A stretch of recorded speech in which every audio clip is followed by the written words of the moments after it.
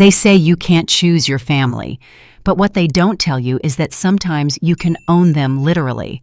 I'm Natalie Perry, and at 40 years old, I'd spent my entire life being invisible, the disappointing daughter, the family failure.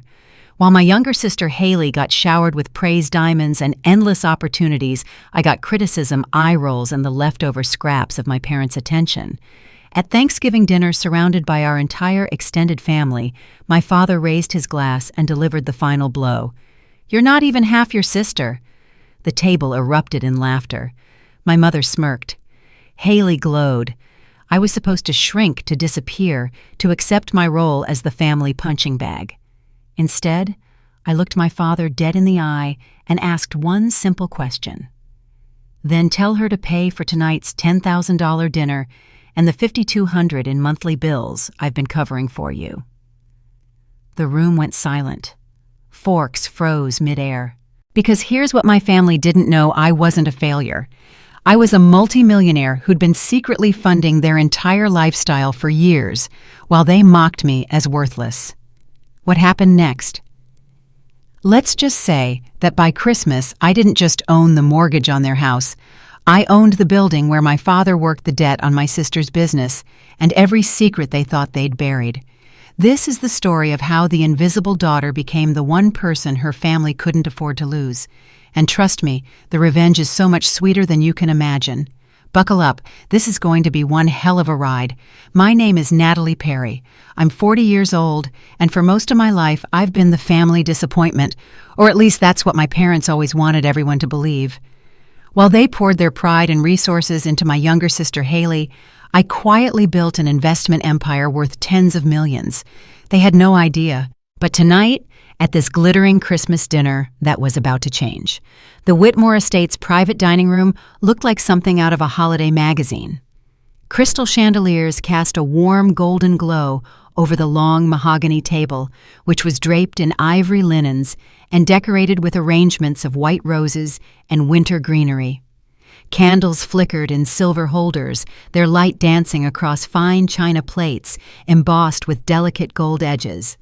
A string quartet played soft carols in the corner, the gentle strains of Silent Night, providing a peaceful soundtrack that felt bitterly ironic given what was brewing beneath the surface. I sat at the far end of the table, positioned as always like an afterthought.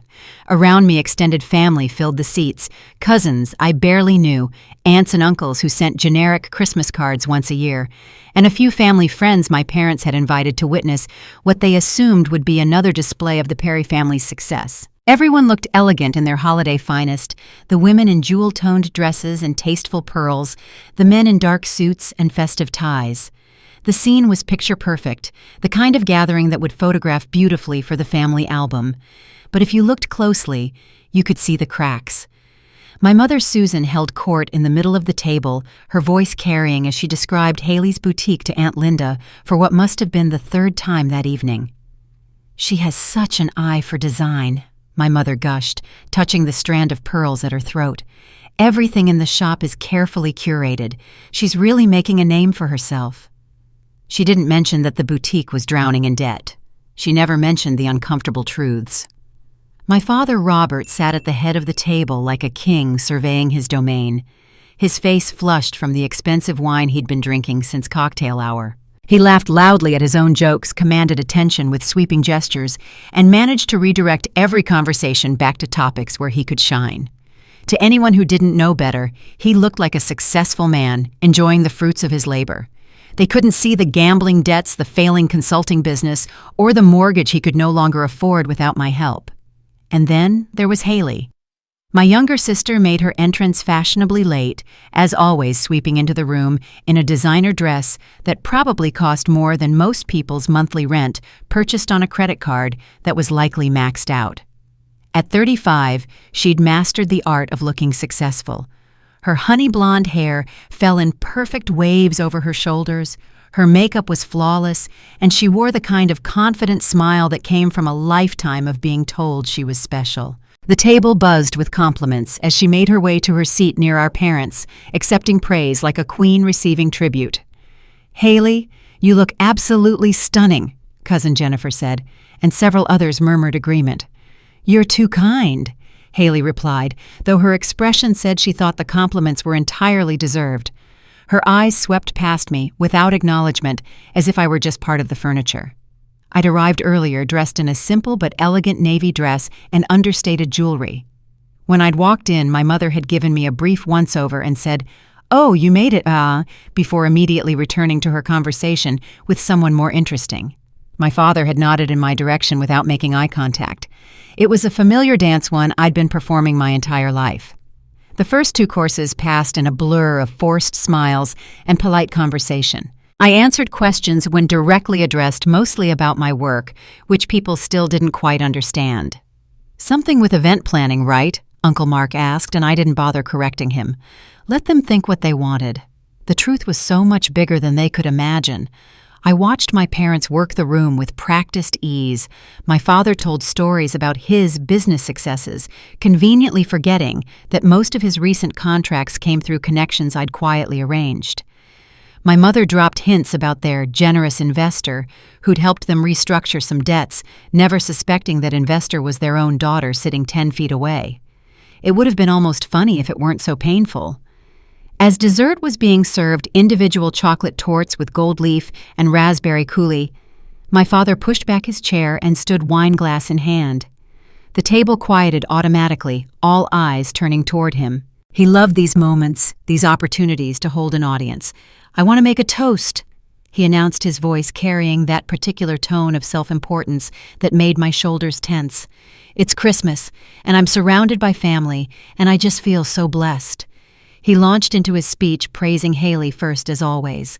"My beautiful daughter Haley has built such an incredible life. Her business is thriving, she has impeccable taste, and she represents everything this family stands for: grace, intelligence, and the wisdom to make smart choices." Haley beamed, raising her glass in acknowledgement while relatives murmured approval. Then his gaze slid toward me, and something cold flickered in his eyes. "And Natalie," he continued, his tone shifting to something that tried to sound affectionate, but landed as condescending. "Well, Natalie is still figuring things out. Aren't you, sweetheart? A bit of a late bloomer, we might say." Awkward laughter rippled around the table. 40 years old and still hasn't quite gotten the hang of what life's really about. But that's okay, not everyone can be a star like Haley.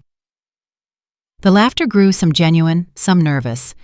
Aunt Linda's smile looked frozen. Cousin Tom stared down at his plate. But my father was on a roll now, encouraged by the wine and the audience. "I mean, let's be honest, you're not even half your sister in terms of life achievements, but I suppose you're doing your best with what you have." The words hung in the air like poison. Haley's smirk was barely concealed. My mother looked down, saying nothing, as she'd done my entire life. For just a moment, I felt that old familiar ache, the little girl inside me, who'd never been good enough, never been seen, never been valued. The one who'd wrapped cheap presents with babysitting money while her sister got everything. The one who'd been told she wasn't worth investing in. But that little girl had grown into a woman who controlled millions, who owned the very ground her parents walked on, who'd been quietly holding their entire world together while they mocked her as worthless. I set down my wine glass with deliberate calm. The crystal made a soft clink against the table that somehow cut through the lingering laughter. I looked directly at my father, my voice steady and clear. "Who do you think paid for this dinner?" The laughter died instantly. Forks froze midair. Conversations stopped mid-word. Even the string quartet seemed to pause between notes. My father's triumphant expression faltered into confusion. "What?" he said, but I didn't answer. Not yet. Because this moment, this perfect, terrible moment, was just the beginning. I could see the confusion spreading across my father's face at my question, but before I could say anything more, my mind pulled me backward.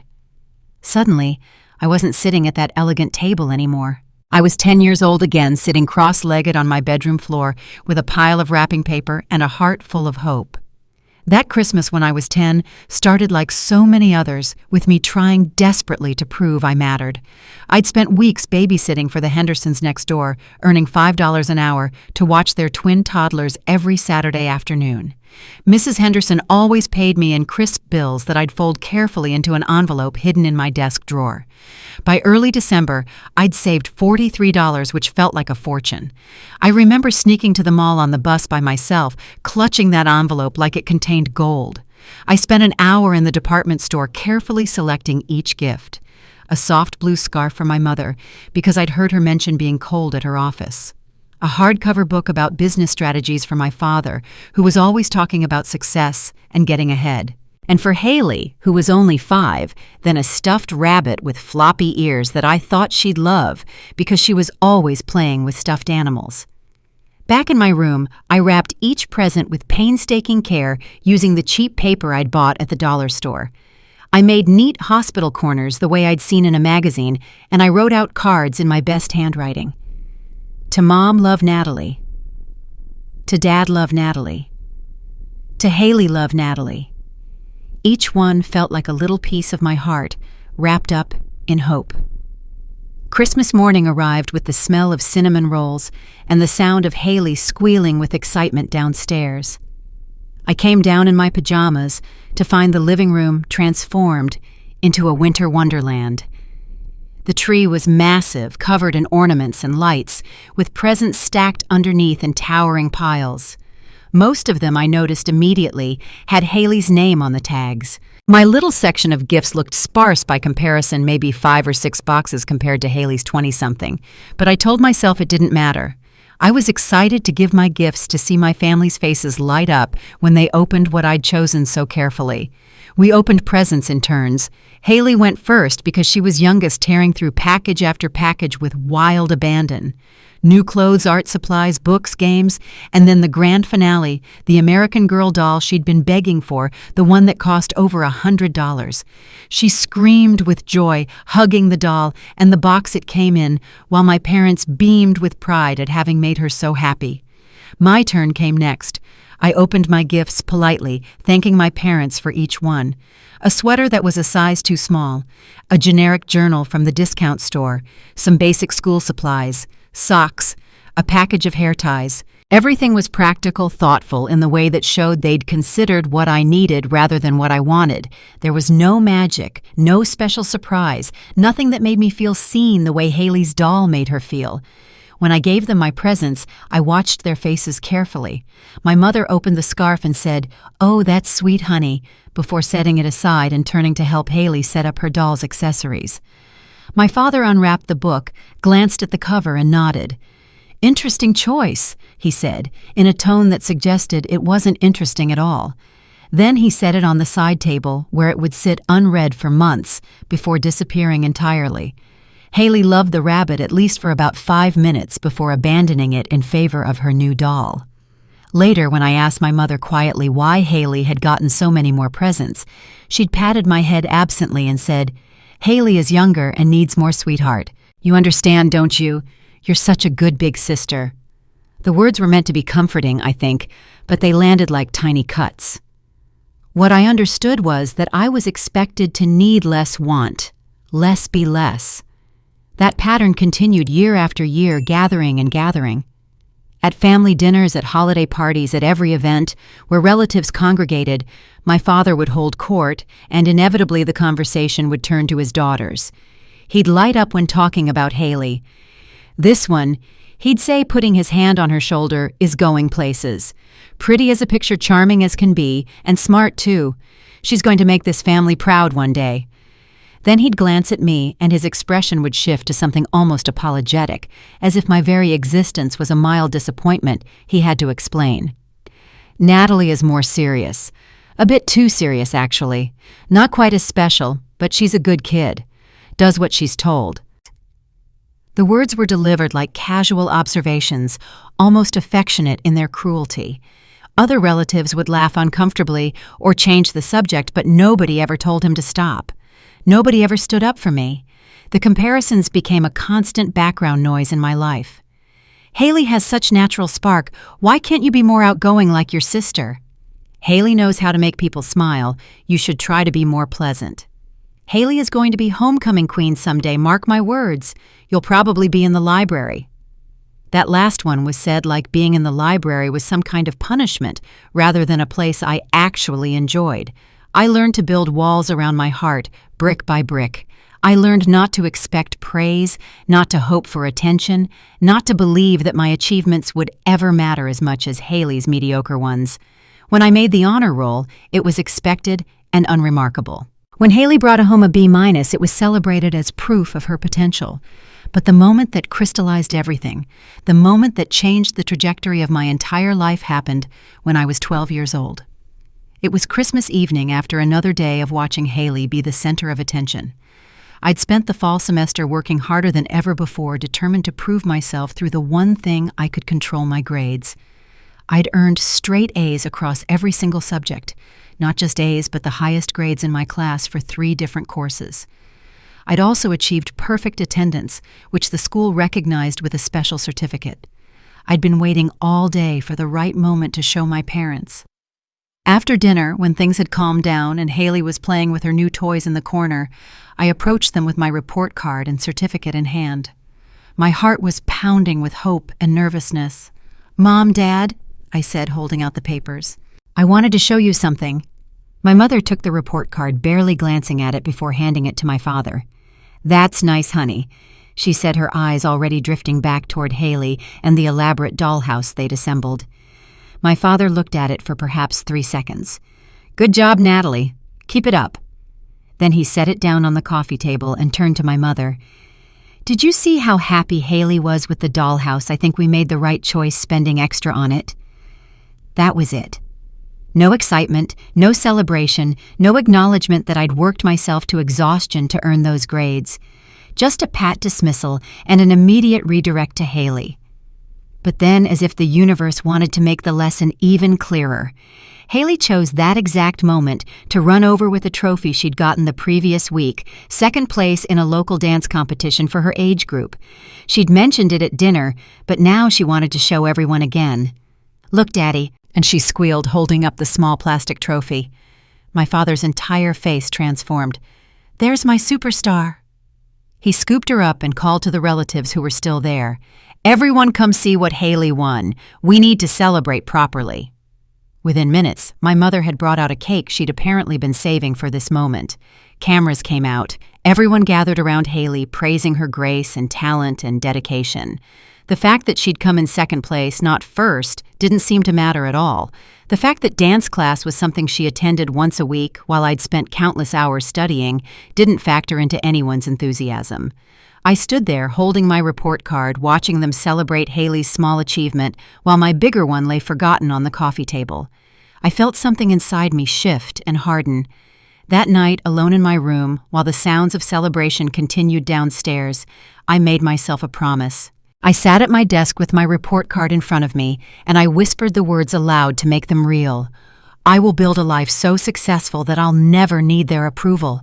I will be so undeniably accomplished that their opinions won't matter. I will prove that I was always worth more than they could see." I didn't know then what form that success would take. I couldn't have imagined the empire I'd build or the power I'd eventually hold. But I knew with absolute certainty that I would never again measure my worth by their measuring stick. Young Natalie had no idea that her quiet determination and unseen efforts would one day give her complete control over everything her family took for granted: their home, their business, their very survival. But the seeds were already planted, growing in the dark. The determination I'd forged at 12 only grew stronger through my teenage years, though the weight on my shoulders grew heavier with each passing month. By the time I was 15, I'd essentially become a 3rd parent in our household, though nobody bothered to acknowledge it. My daily routine started at 5:30 in the morning. I'd get myself ready for school, then wake Haley at 6:15, making sure she had time to shower and choose an outfit without the usual morning drama. While she primped in the bathroom, I'd pack 2 lunches hers, with the specific snacks she liked carefully arranged so nothing would get squished, and mine with whatever leftovers I could scrape together. I'd help her with any homework she'd forgotten to finish the night before, quiz her for tests she hadn't studied for, and make sure she had everything she needed for whatever after-school activity was scheduled that day. My mother left for her marketing job at 7:15 sharp, always perfectly dressed, and focused on her own career advancement. My father worked from a home office but was perpetually busy with calls and meetings, his door closed to interruptions. Neither of them seemed to notice that I was the one keeping Haley's life running smoothly. After school, while other teenagers hung out with friends or participated in clubs, I drove Haley to dance class, piano lessons, or soccer practice. I'd wait in parking lots doing homework in my car, then drive her home and help her with her assignments while starting dinner. My parents would arrive to a cleaned kitchen and a hot meal praising Haley for any small accomplishment from her day while barely asking about mine. I worked weekend shifts at Rosie's Diner on Main Street, a classic chrome and vinyl place that smelled perpetually of coffee and bacon grease. The owner, Rosie herself, was a tough woman in her 60s who didn't tolerate laziness but paid fairly and always made sure her staff ate. I worked Saturdays and Sundays 6-hour shifts that left my feet aching and my uniform smelling like fryer oil. But the tips were decent, and Rosie let me pick up extra hours when I needed them. The money went into a shoebox in the back of my closet, hidden behind old yearbooks and winter sweaters. I was saving for something, though I wasn't entirely sure what yet. All I knew was that I needed resources of my own, a safety net that didn't depend on my parents' conditional approval. When relatives visited and complimented how well-adjusted and successful Haley seemed, my parents accepted the praise with gracious smiles. "We've always believed in being involved parents," my mother would say, as if she hadn't outsourced most of the actual parenting to me. Haley has such natural talent, but of course good parenting helps nurture that. My father would add, conveniently forgetting who actually helped with homework and drove to all those activities. Nobody mentioned me. Nobody noticed the exhaustion in my eyes or asked how I managed to maintain a 4.0 grade average while working and caring for my sister. I was simply expected to handle it all, the invisible infrastructure holding everything together. Junior year brought a flicker of hope. During a meeting with my guidance counselor, Mrs. Chen mentioned a university in Boston with an excellent business program. When she pulled up my academic record and test scores, her eyes widened. "Natalie, you could get significant scholarship money with these numbers. Have you thought about applying to competitive schools?" I started researching that very night. The university offered a partial scholarship that would cover tuition and fees. I'd need about $8,000 annually for room, board, and books. For a middle-class family like ours with both parents working professional jobs, it was manageable. Not easy perhaps, but possible. I spent 2 weeks preparing my presentation. I created a folder with printed information about the scholarship, a breakdown of costs, a comparison showing it was actually cheaper than many state schools after the scholarship was applied, and a list of the program's career placement rates. I even included a budget showing how I could work part-time to cover personal expenses. One evening after dinner, I asked my parents if we could talk about college. My father barely looked up from his phone. "Community college applications aren't due until spring, Natalie. You have time." "Actually, I wanted to talk about this university in Boston," I said, opening my folder. "I've been offered a partial scholarship in Boston." My father's head snapped up, his expression shifting to disbelief. "That's ridiculous. Do you have any idea how expensive out-of-state schools are?" "That's why I prepared this breakdown," I said, trying to keep my voice steady. "With the scholarship, it would only be about $8,000 a year for everything, and I could work part-time to $8,000. He laughed, actually laughed. "Natalie, be realistic. That's not a small amount of money. And for what? So you can go to some fancy school and come back with a degree that won't get you anywhere." My mother set down her coffee cup. "Your father's right, honey. Community college makes much more sense for you. It's practical, affordable, and you can live at home." "But the scholarship is based on merit," I pressed, hating the pleading tone creeping into my voice. "It's a recognition of my grades and—" "Natalie," my father's voice went cold, "I'm going to be blunt with you because someone needs to be. You're not worth that kind of investment. Community college is perfectly adequate for someone with your prospects. Not everyone is meant for fancy universities. You should focus on realistic goals." The words hit like physical blows. Not worth the investment, not meant for success. Realistic goals, which apparently meant settling for less than I'd earned. I gathered my folder with shaking hands and left the room, their dismissal ringing in my ears. But I didn't give up. I took on extra shifts at the diner, working Thursday and Friday evenings, in addition to weekends. I researched student loans, federal aid work-study programs. I would find a way, even if I had to do it entirely alone. Christmas Eve of my senior year, I was setting up folding chairs in the living room for our annual family party when I heard voices from the kitchen. My parents were talking with Aunt Carol and Uncle Jim, their voices carrying through the doorway. "So has Natalie decided on a school yet?" Aunt Carol asked. "Oh, she'll probably do community college," my mother said, her tone casual, as if we'd made this decision together. "Natalie just isn't really college material anyway. She's smart enough, I suppose, but she doesn't have that spark, not like Haley will when it's her turn." "Haley is going to have her pick of schools," my father added, his voice full of pride. "We're already setting money aside for her. When you've got a daughter with real potential, you invest in that future." I stood frozen in the hallway, a chair still in my hands, listening to them casually dismiss everything I'd worked for, while planning a golden future for Haley, who couldn't even remember to do her own homework. Something inside me turned to ice, not sadness anymore, not hurt, just cold, crystalline determination. I would prove them wrong in ways they couldn't possibly imagine.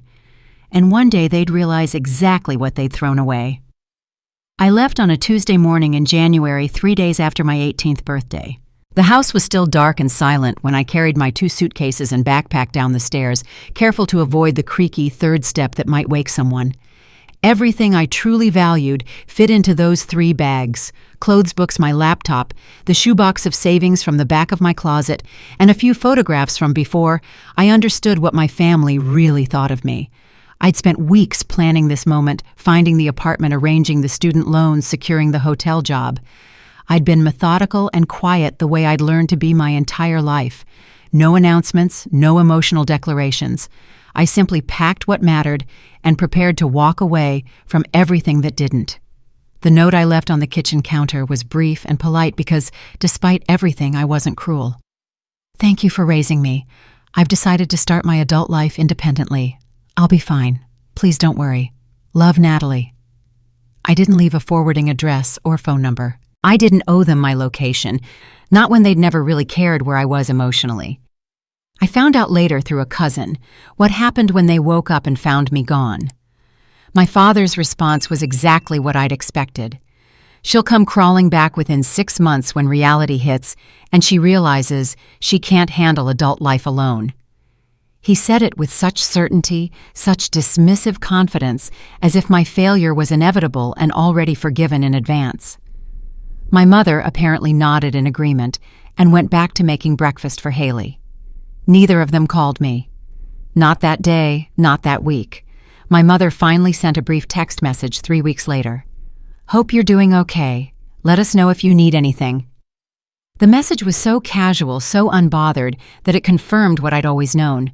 My presence or absence made little difference to them. The studio apartment I'd found was tiny, maybe 300 square feet, in a building that had seen better decades. The walls were thin enough that I could hear my neighbors' conversations. The radiator clanked and hissed all night, and the bathroom tiles were cracked and yellowed with age. But it was mine. I'd signed the lease myself, paid the deposit with money I'd earned, and nobody could walk through that door and make me feel small. I'd enrolled at the community college using a combination of federal grants, student loans, and what remained of my diner savings after the apartment deposit.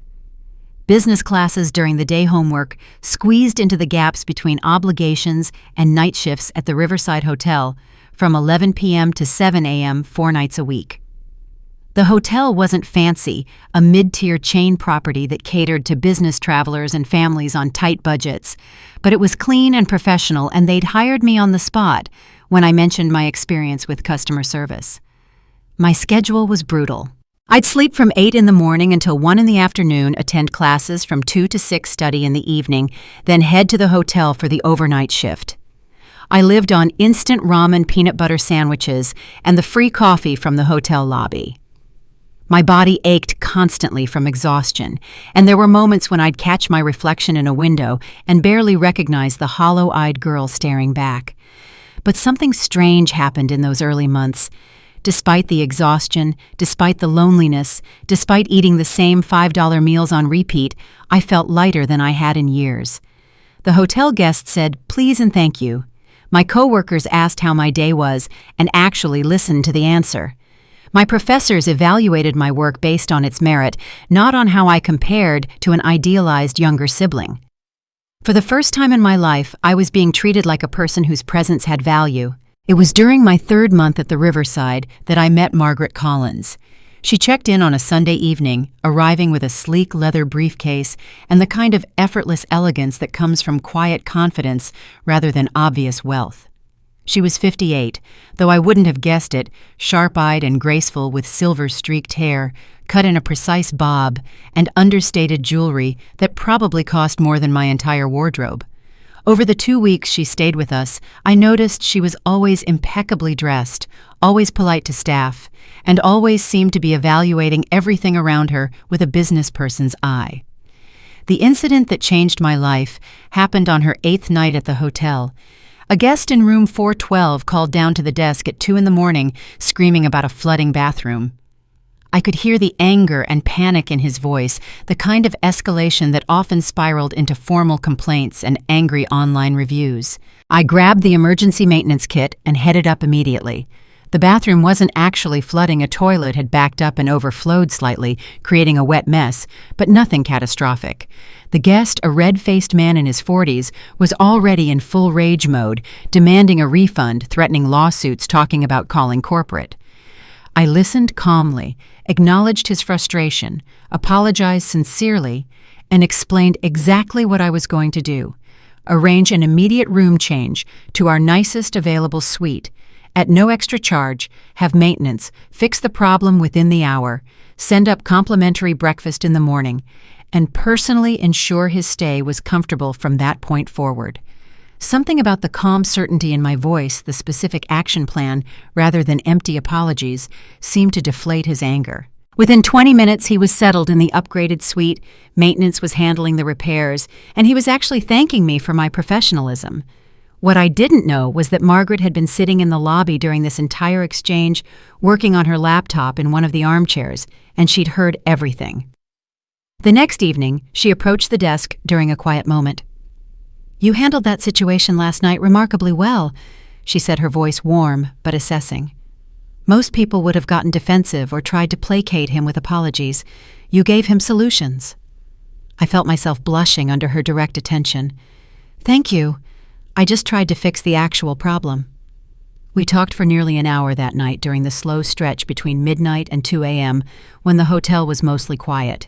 She asked about my life, my goals, what I was studying, and why. I found myself being more honest with this elegant stranger than I'd been with almost anyone, talking about wanting to build something meaningful, to prove I was capable of more than people expected, to create financial security that didn't depend on anyone else's approval.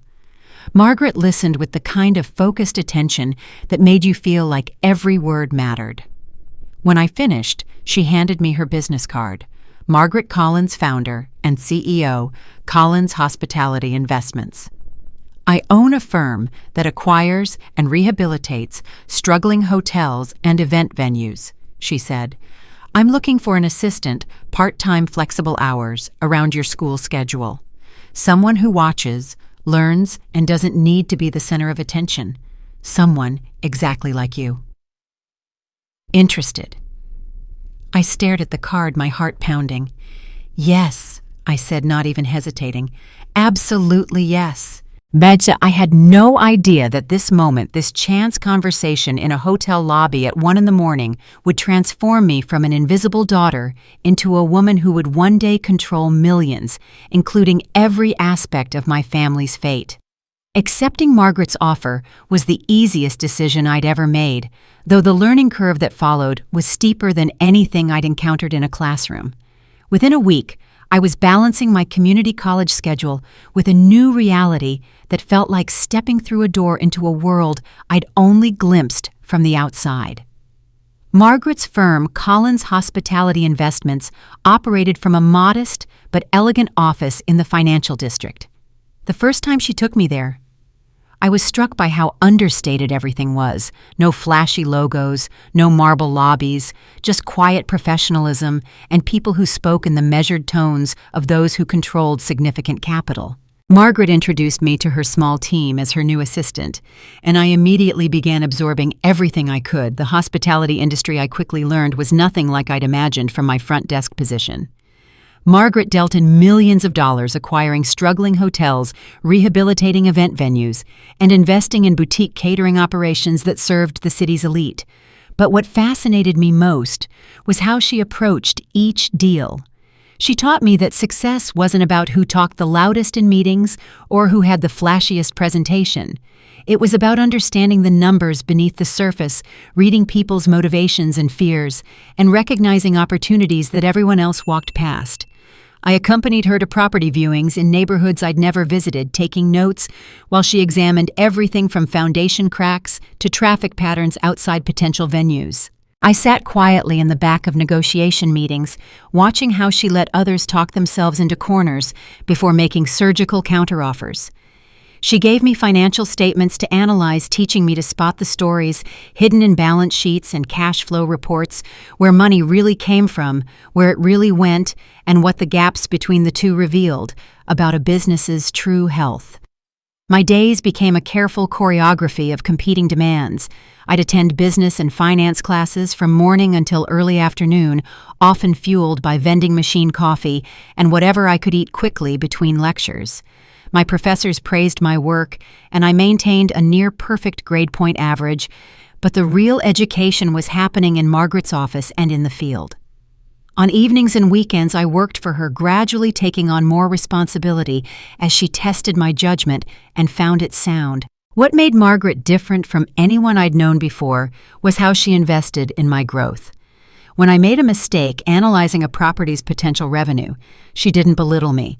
She sat down and showed me what I'd missed, explaining the reasoning until I understood. When I successfully identified a zoning issue that could have derailed a deal, she praised my attention to detail in front of the entire team. She pointed out my strengths, helped me address my weaknesses, and consistently encouraged me to think bigger than I'd been taught to dream. For the first time in my life, someone believed in my capabilities, not because they had to, but because the evidence demanded it. Margaret paid me fairly too better than the hotel night shift, with regular raises as my skills developed. I was able to leave the Riverside Hotel after my first year with her, focusing entirely on school and my work with Collins Hospitality. The financial pressure eased slightly, though I still lived frugally, saving every dollar I could. The breakthrough that changed everything happened during my final semester of community college when I was 22. Margaret had assigned me to assist with due diligence on a small event venue called the Ashford Hall, a beautiful but struggling property in a historic district. On paper, the acquisition looked questionable. The venue was losing money consistently, despite being in a prime location with steady booking inquiries. The owner wanted to sell quickly, which made Margaret suspicious about what we might be missing. I spent 3 days going through their financial records with obsessive attention to detail, creating spreadsheets that tracked every expense category over 18 months. Something wasn't adding up. The venue's vendor costs were wildly inconsistent and significantly higher than industry standards. When I dug deeper, I found the pattern: a catering company owned by the venue manager's brother-in-law was charging nearly double market rates for services, and kickback payments were buried in miscellaneous expense categories. It wasn't poor management or bad market conditions killing the venue's profitability. It was systematic theft dressed up as vendor relationships. I documented everything in a presentation for Margaret, including comparable pricing from legitimate vendors and projections showing what the venue's actual profit margin should be. When I presented my findings, her eyes widened with something I recognized as respect. "This is exceptional work, Natalie," she said, studying my analysis. "You found something two professional analysts missed completely." She used my research to renegotiate the purchase price downward and immediately terminated the corrupt vendor relationships after acquisition. Within 6 months, the Ashford Hall's profitability had improved by 40%, exactly as my projections had predicted. The turnaround was so successful that it became a case study Margaret referenced in future deals. 2 weeks after the Ashford success was confirmed, Margaret called me into her office. "I'm promoting you to Junior Acquisitions Manager," she said, sliding a formal offer letter across her desk. "You're the youngest person I've ever given this title, but you've earned it through the quality of your work, not as a favor." I stared at the letter at the title and the salary that was more than my parents had ever earned at my age, and felt something shift inside me. I had a college degree now completed with honors. I had a professional title in a firm that managed millions. I had skills that the market valued, and a mentor who saw my worth. At 23, I finally had proof that I'd been right all along. I was capable of far more than my family had ever imagined. But I had no idea that Margaret was about to offer me something even more transformative, something that would turn me from a talented employee into an owner with real power. The promotion to junior acquisitions manager came with something I'd never experienced before: genuine authority.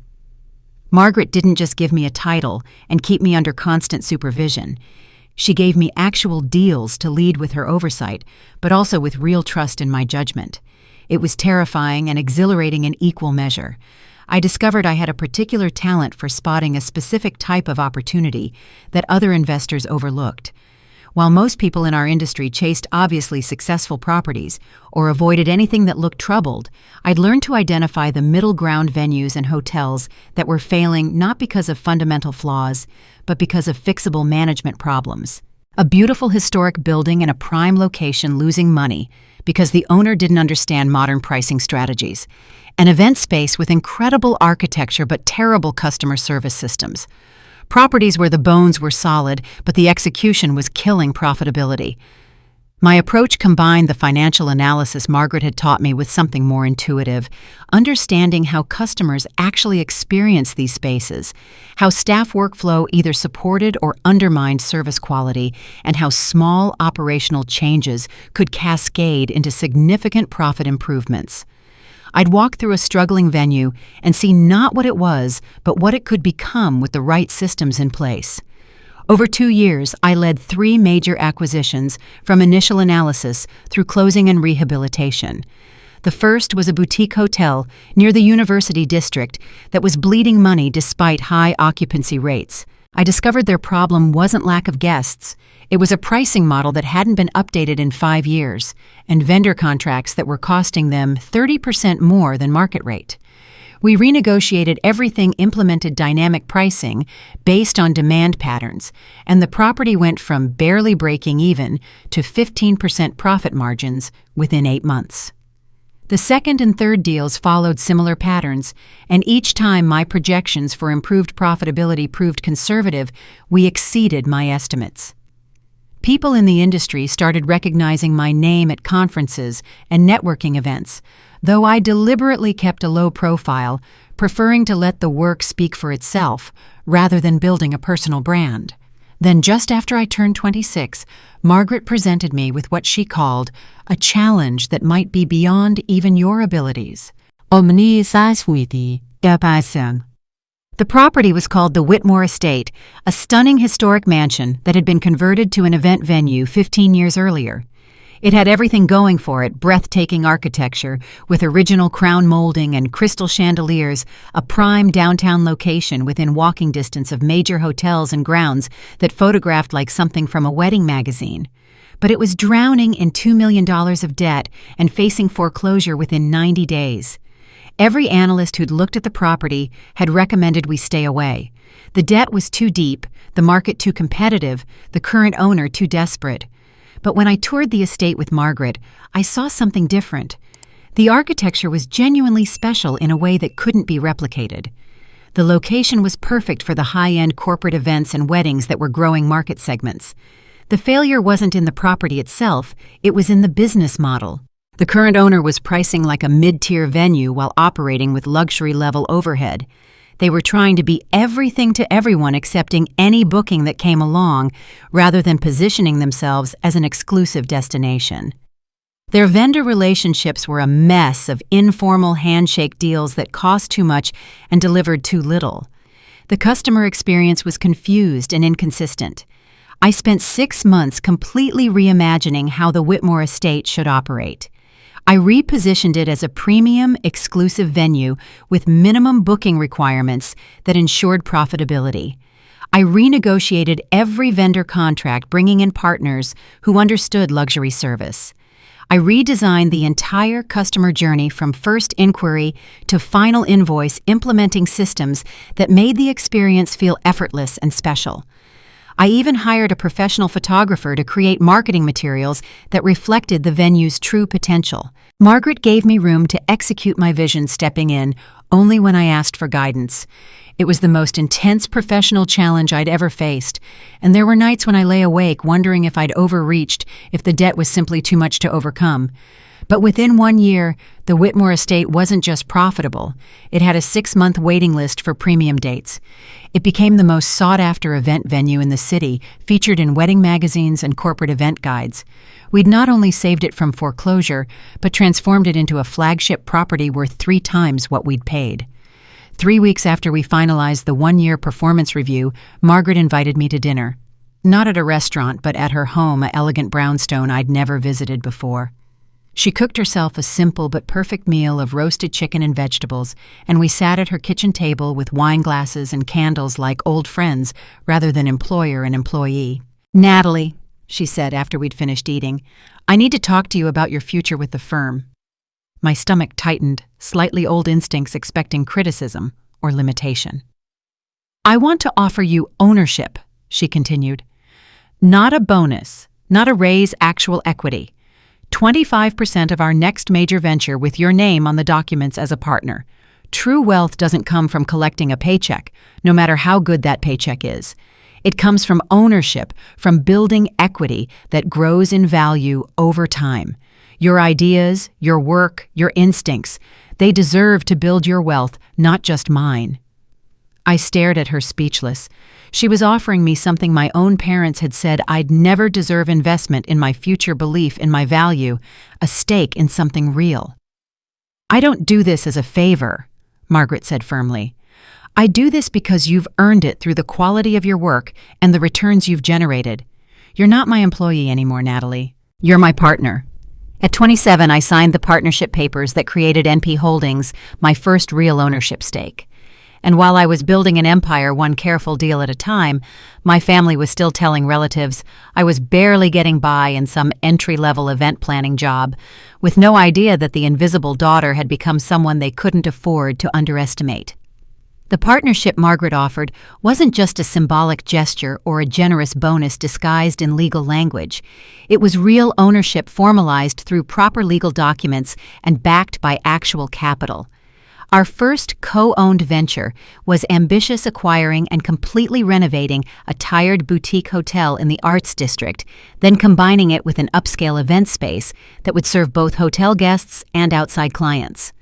Margaret provided the majority of the capital, while I structured a complex loan package that minimized our cash outlay and maximized leverage. We called the holding entity NP Holdings, my initials combined with the word that represented what I was finally becoming: a holder of real assets, not just a salary. The day I saw my name on the ownership documents, typed in official legal language as Natalie Perry, Managing Partner, 25% equity stake. Something shifted in my understanding of what was possible. This wasn't someone else's business where I worked. This was partially mine. The profits would build my wealth. The appreciation in value would be mine to keep. The decisions would carry my authority. Our projections for the venture were conservative, estimating a 3-year timeline to profitability and modest returns. We exceeded those projections within 18 months. The boutique hotel became known for its combination of historic charm and modern amenities, attracting both business travelers and weekend tourists. The event space filled its calendar with corporate functions and private celebrations, each booking generating revenue that flowed into our partnership accounts. My 25% stake grew in value month by month, and I realized with stunning clarity that Margaret had been absolutely right. Ownership generated wealth in ways that even a generous salary never could. As the success of our first venture became undeniable, Margaret proposed expanding our partnership into additional properties. We were in her office reviewing documents for our next acquisition when I felt a wave of self-doubt crash over me so suddenly that I had to set down the pen I'd been holding. "Margaret," I said, my voice smaller than I intended, What if I'm not actually good enough for this? What if I've just been lucky so far and I make some terrible mistake that destroys everything we've built? She looked up from the papers, her sharp eyes studying my face. Where is this coming from? I struggled to articulate the feeling. My own family never saw any potential in me. They invested everything in my sister and treated me like I was barely worth the basics. What if they were right? What if I'm an imposter who's fooled you into thinking I'm more capable than I actually am?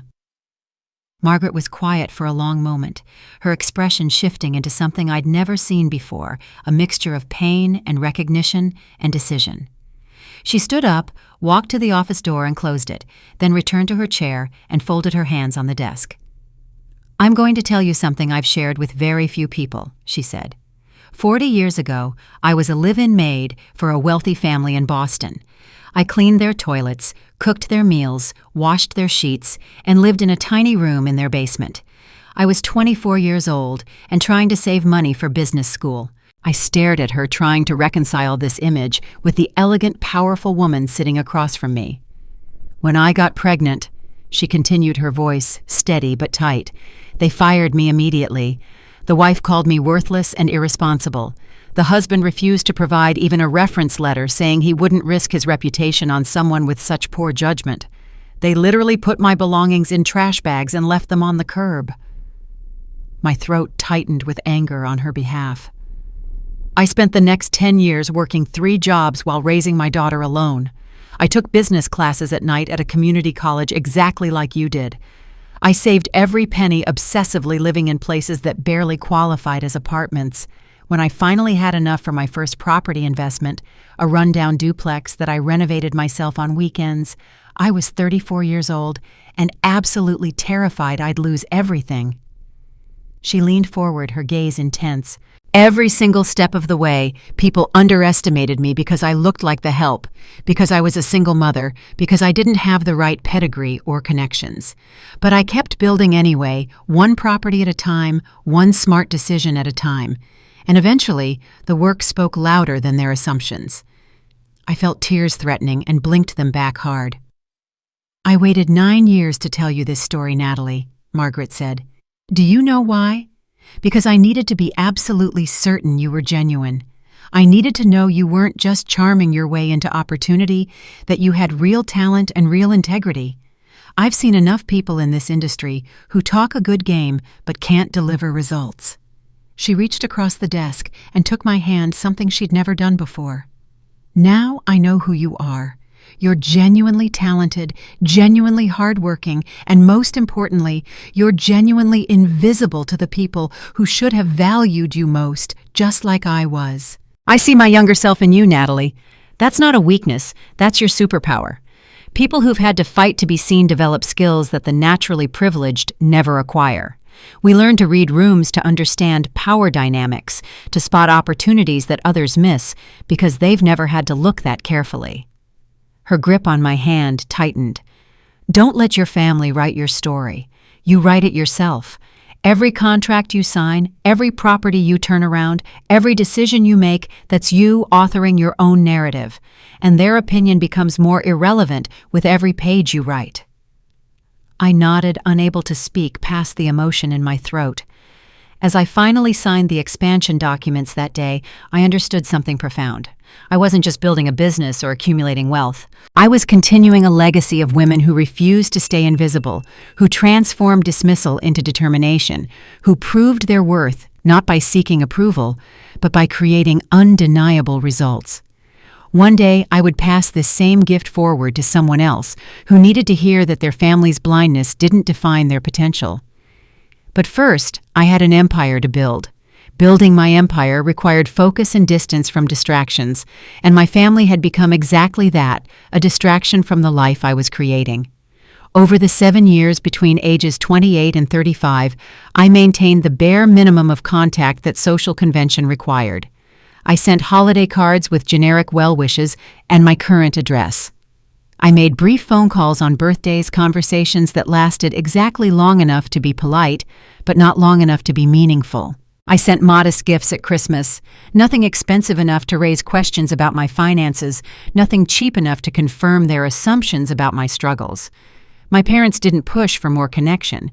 In fact, they seemed almost relieved to have me at arm's length, the problem child who'd removed herself from the family portrait without causing drama. When I cited work obligations as reasons for missing gatherings, they accepted the excuses with obvious satisfaction, as if my absence confirmed what they'd always believed about my priorities being misplaced. What I couldn't avoid was the family group text thread, which became a constant stream of Haley's milestones and achievements. Engagement photos with her and Tyler posed against sunset backgrounds, her ring prominently displayed. Wedding planning updates that seemed to arrive daily, each one more elaborate than the last. I attended the wedding itself, sitting in the back row in a simple dress, while the family occupied the front pews like royalty. The reception cost more than my first year of college tuition, and I watched my parents beam with pride at having funded such a spectacular event for their golden child. Then came the pregnancy announcements, the gender reveal party photos, the endless stream of nursery decoration updates. Later house hunting posts with captions like, "So blessed to have family support in taking this next step," and "This is what happens when you make smart life choices." The passive-aggressive implications were clear to anyone paying attention. This is what success looks like, and this is what you failed to achieve, Natalie. I responded to these messages with brief congratulations and thumbs-up emojis, giving them nothing to criticize, but also nothing genuine. Let them think I was jealous or struggling. The truth was so much more interesting. At the family gatherings, I did attend perhaps 3 or 4. Over those 7 years, my parents performed their role as generous benefactors with practiced ease. At Thanksgiving, when I was 31, my father announced to the assembled relatives that they'd helped Haley and Tyler with a substantial down payment on their first house, a charming colonial in a good school district. Aunts and uncles praised them for being such supportive parents, for investing in their children's futures, for understanding what really mattered. 2 years later, at another Christmas gathering, my mother proudly described how they'd co-signed a business loan for Haley to open a boutique gift shop in the trendy part of downtown. "We believe in investing in our children's dreams," she said, accepting compliments with gracious humility. Nobody mentioned that I'd never received similar support.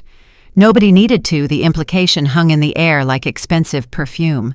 But I noticed things that others missed, details that didn't quite fit the narrative of successful family and generous parents. My father mentioned cash flow issues in his consulting business, framing them as temporary inconveniences, but bringing them up too often for true confidence. My mother fretted about property taxes, about the cost of homeowners insurance, about expenses that shouldn't have troubled a supposedly comfortable middle-class couple. I noticed they'd refinanced their mortgage twice in 5 years, each time pulling out equity for reasons they didn't fully explain. The Christmas I turned 34, I observed more carefully than ever before.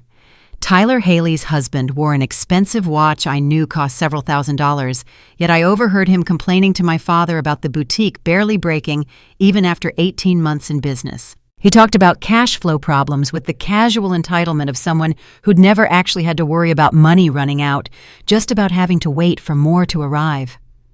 My father's drinking had increased noticeably. He'd always enjoyed wine with dinner, but now he started earlier and refilled his glass more frequently, and his personality shifted with each drink from jovial to defensive to occasionally mean.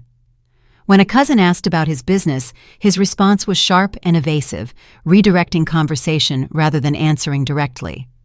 My mother's stress showed in different ways. Despite her careful makeup and coordinated outfit, I noticed the tension in her shoulders, the way her smile never quite reached her eyes, the obsessive way she checked her phone, as if expecting bad news. She looked perpetually worried beneath the performance of holiday cheer. And Haley herself, for all the Instagram posts showing her perfect life, seemed brittle somehow. Her laughter was too loud, her smiles too bright, her responses too rehearsed. She and Tyler barely touched each other, barely spoke except in the performative way of couples maintaining appearances. When she thought no one was looking, her expression would go blank, empty in a way that suggested the golden child role had become a prison she couldn't escape. I said little during these gatherings, asked few questions, and left early with vague excuses about work obligations. They didn't ask what kind of work, and I didn't offer details. Let them imagine me trudging to some unremarkable job, barely making ends meet, envying Haley's charmed existence. The truth was, I could feel the entire structure of their lives shifting like a house built on sand, the foundation eroding beneath the pretty facade. My father's business was failing. Their mortgage was underwater. Haley's boutique was drowning in debt. Tyler was spending money they didn't have. The whole beautiful illusion was sustained by credit and denial and the desperate hope that something would change before everything collapsed. But it wasn't my problem to solve. I'd built my own life far from their dysfunction, and I had no intention of getting pulled back into their chaos. At least that's what I told myself.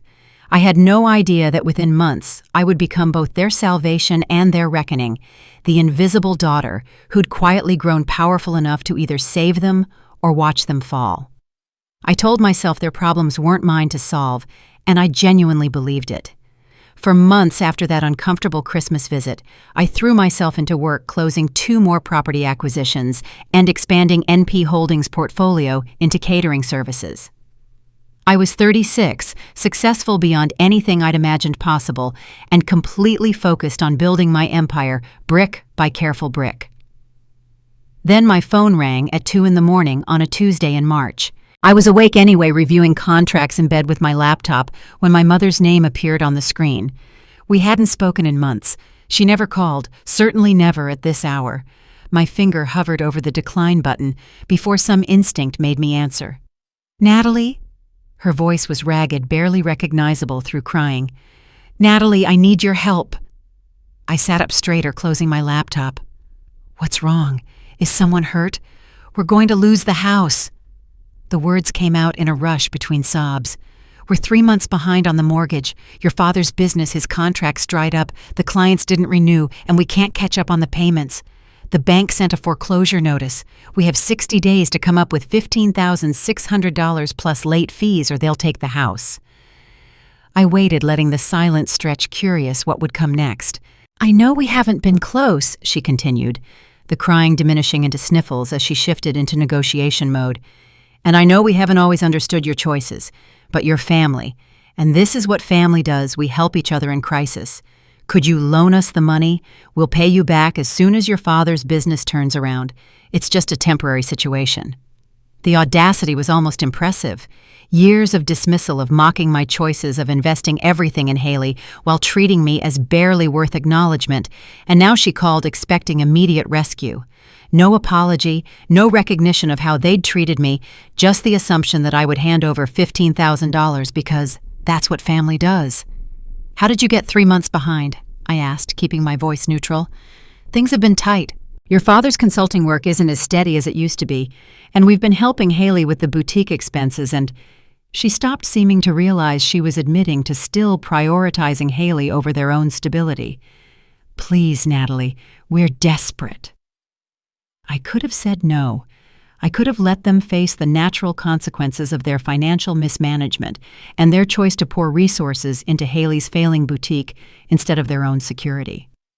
Part of me wanted to, but a larger part of me saw something more interesting, an opportunity to take control of their entire financial structure while remaining completely invisible. If I simply handed them cash, it would vanish into whatever hole they'd dug, and they'd be back in crisis within months. But if I intervened strategically, I could ensure their stability while gaining leverage I might need someday. "I can't just give you $15,000, I said, listening to her intake of breath, preparing to argue. "But let me make some calls. I know people in finance. Maybe I can help you find options." The relief in her voice was palpable. She didn't ask what kind of people I knew or why I might have connections in finance. She was just grateful I hadn't said no outright. I spent the next week working with Margaret's legal team to structure something elegant and invisible. One of our subsidiary LLCs, Starling Capital Holdings, approached the bank holding my parents' mortgage and offered to purchase the defaulted debt at a significant discount, Banks are often happy to offload problem loans to avoid the foreclosure process.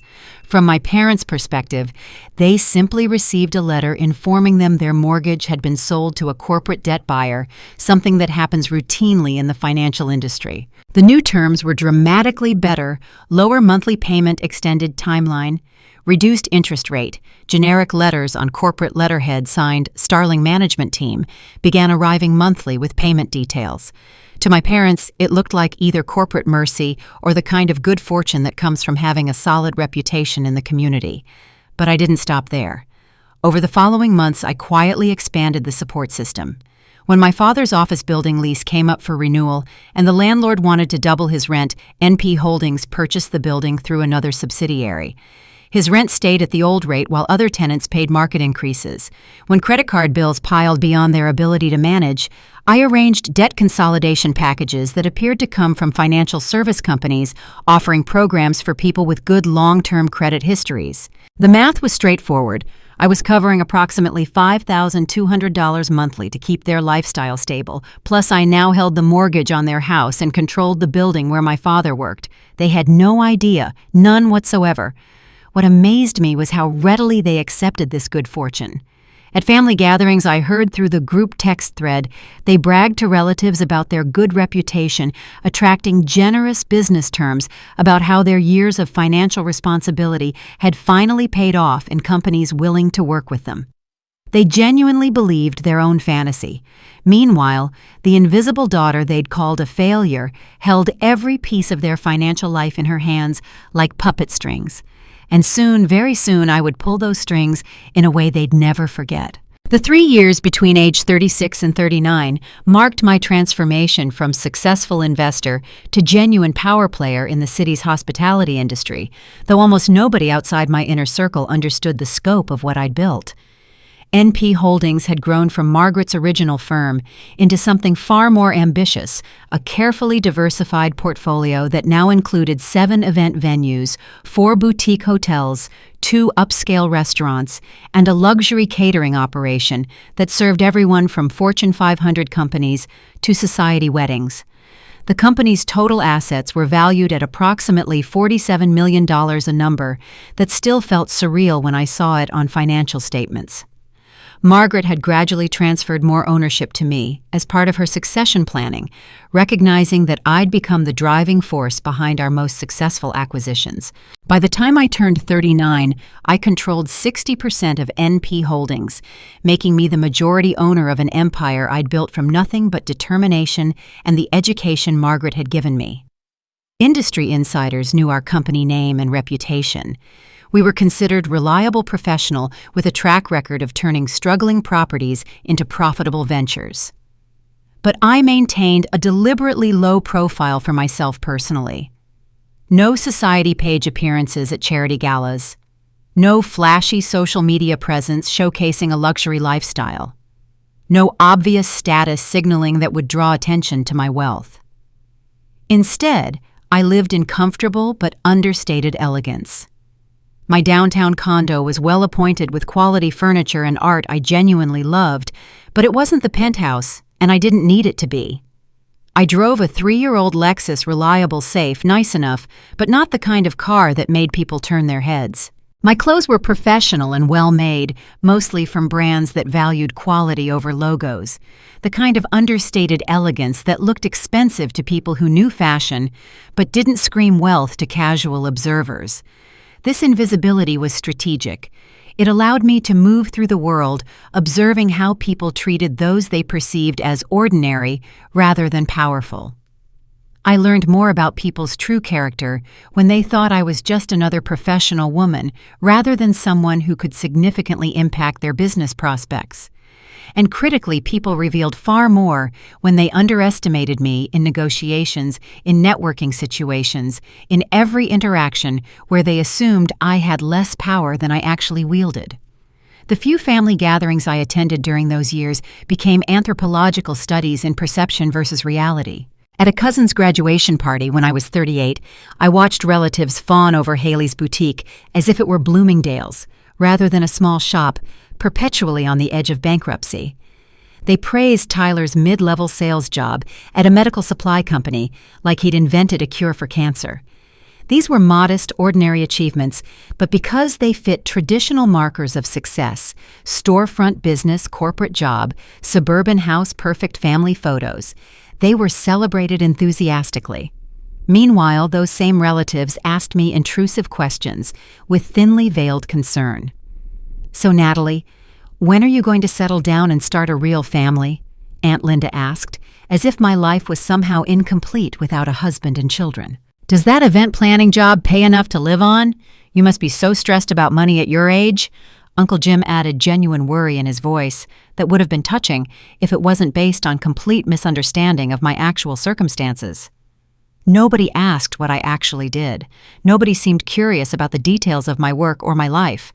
They'd constructed a narrative about struggling single Natalie who'd made questionable choices, and nothing I said in those brief interactions challenged that comfortable story enough to make them reconsider. I noticed my father's consulting business continued to struggle despite the rent relief I secretly provided through building ownership. His client base had shrunk to perhaps a third of what it had been in his peak years, and the work he did get seemed to stress him more than it should.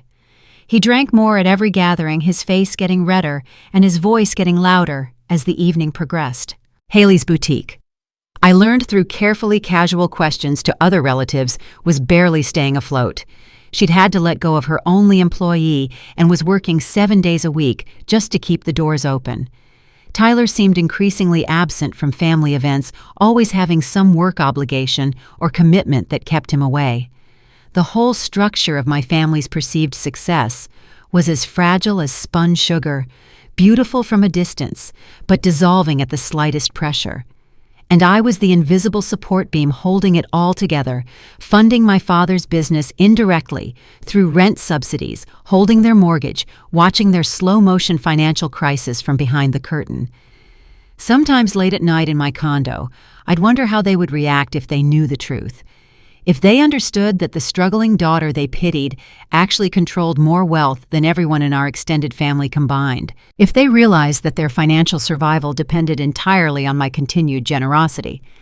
Generosity they didn't even know they were receiving. But I wasn't ready to reveal that truth yet.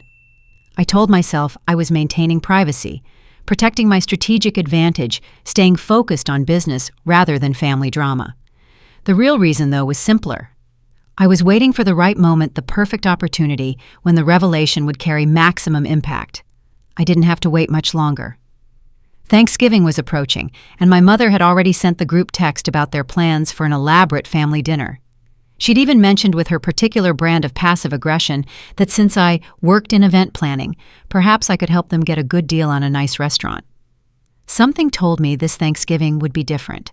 This would be the moment when hiding stopped serving me and revelation became necessary. I just didn't know yet exactly how devastating that revelation would be. Thanksgiving arrived on my radar in early November when my mother called not to ask how I was doing, not to catch up after months of silence, but because she needed something from me. "Natalie, I'm so glad I caught you," she said, her voice carrying that particular brightness that meant she wanted a favor. "Your father and I are planning a really special Thanksgiving this year. We want to host the whole extended family at a nice restaurant, really impress everyone, and bring the family together properly. You know how scattered everyone's been." I waited, knowing exactly where this was heading. "Since you work in event planning," she continued, still not understanding what I actually did after all these years, "we thought you might be able to help us get a good deal somewhere. Maybe pull some strings, get us a discount. We want someplace upscale, but we're working with a budget, and surely with your connections, you can make something happen." The request was framed as an opportunity, a chance for me to finally contribute something valuable to the family. The condescension dripped through every word. This was presented as the minimum I should do to earn my place at their table, the least I could offer, since I'd failed to provide them with the kind of traditional success they could brag about. "I'm sure you have more flexibility than Haley right now," my mother added, driving the knife deeper without even realizing she held a blade. "She's absolutely swamped with the boutique during the holiday season, barely has time to breathe. Your schedule is probably more open since, well, event planning is more about nights and weekends anyway, isn't it?" The implication was crystal clear.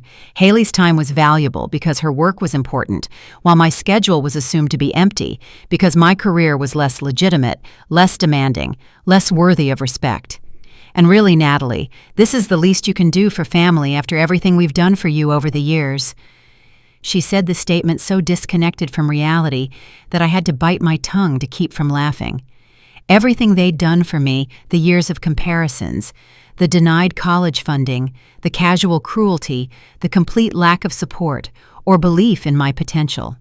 Yes, they'd certainly done plenty. I could have said no. I could have told her I was busy. I could have let them scramble to find their own reservation at whatever mid-tier chain restaurant would take a large party on Thanksgiving. But something shifted in that moment, listening to her talk about my connections and my flexible schedule and how I owed them this favor. A cold clarity settled over me, and I saw exactly how this should play out.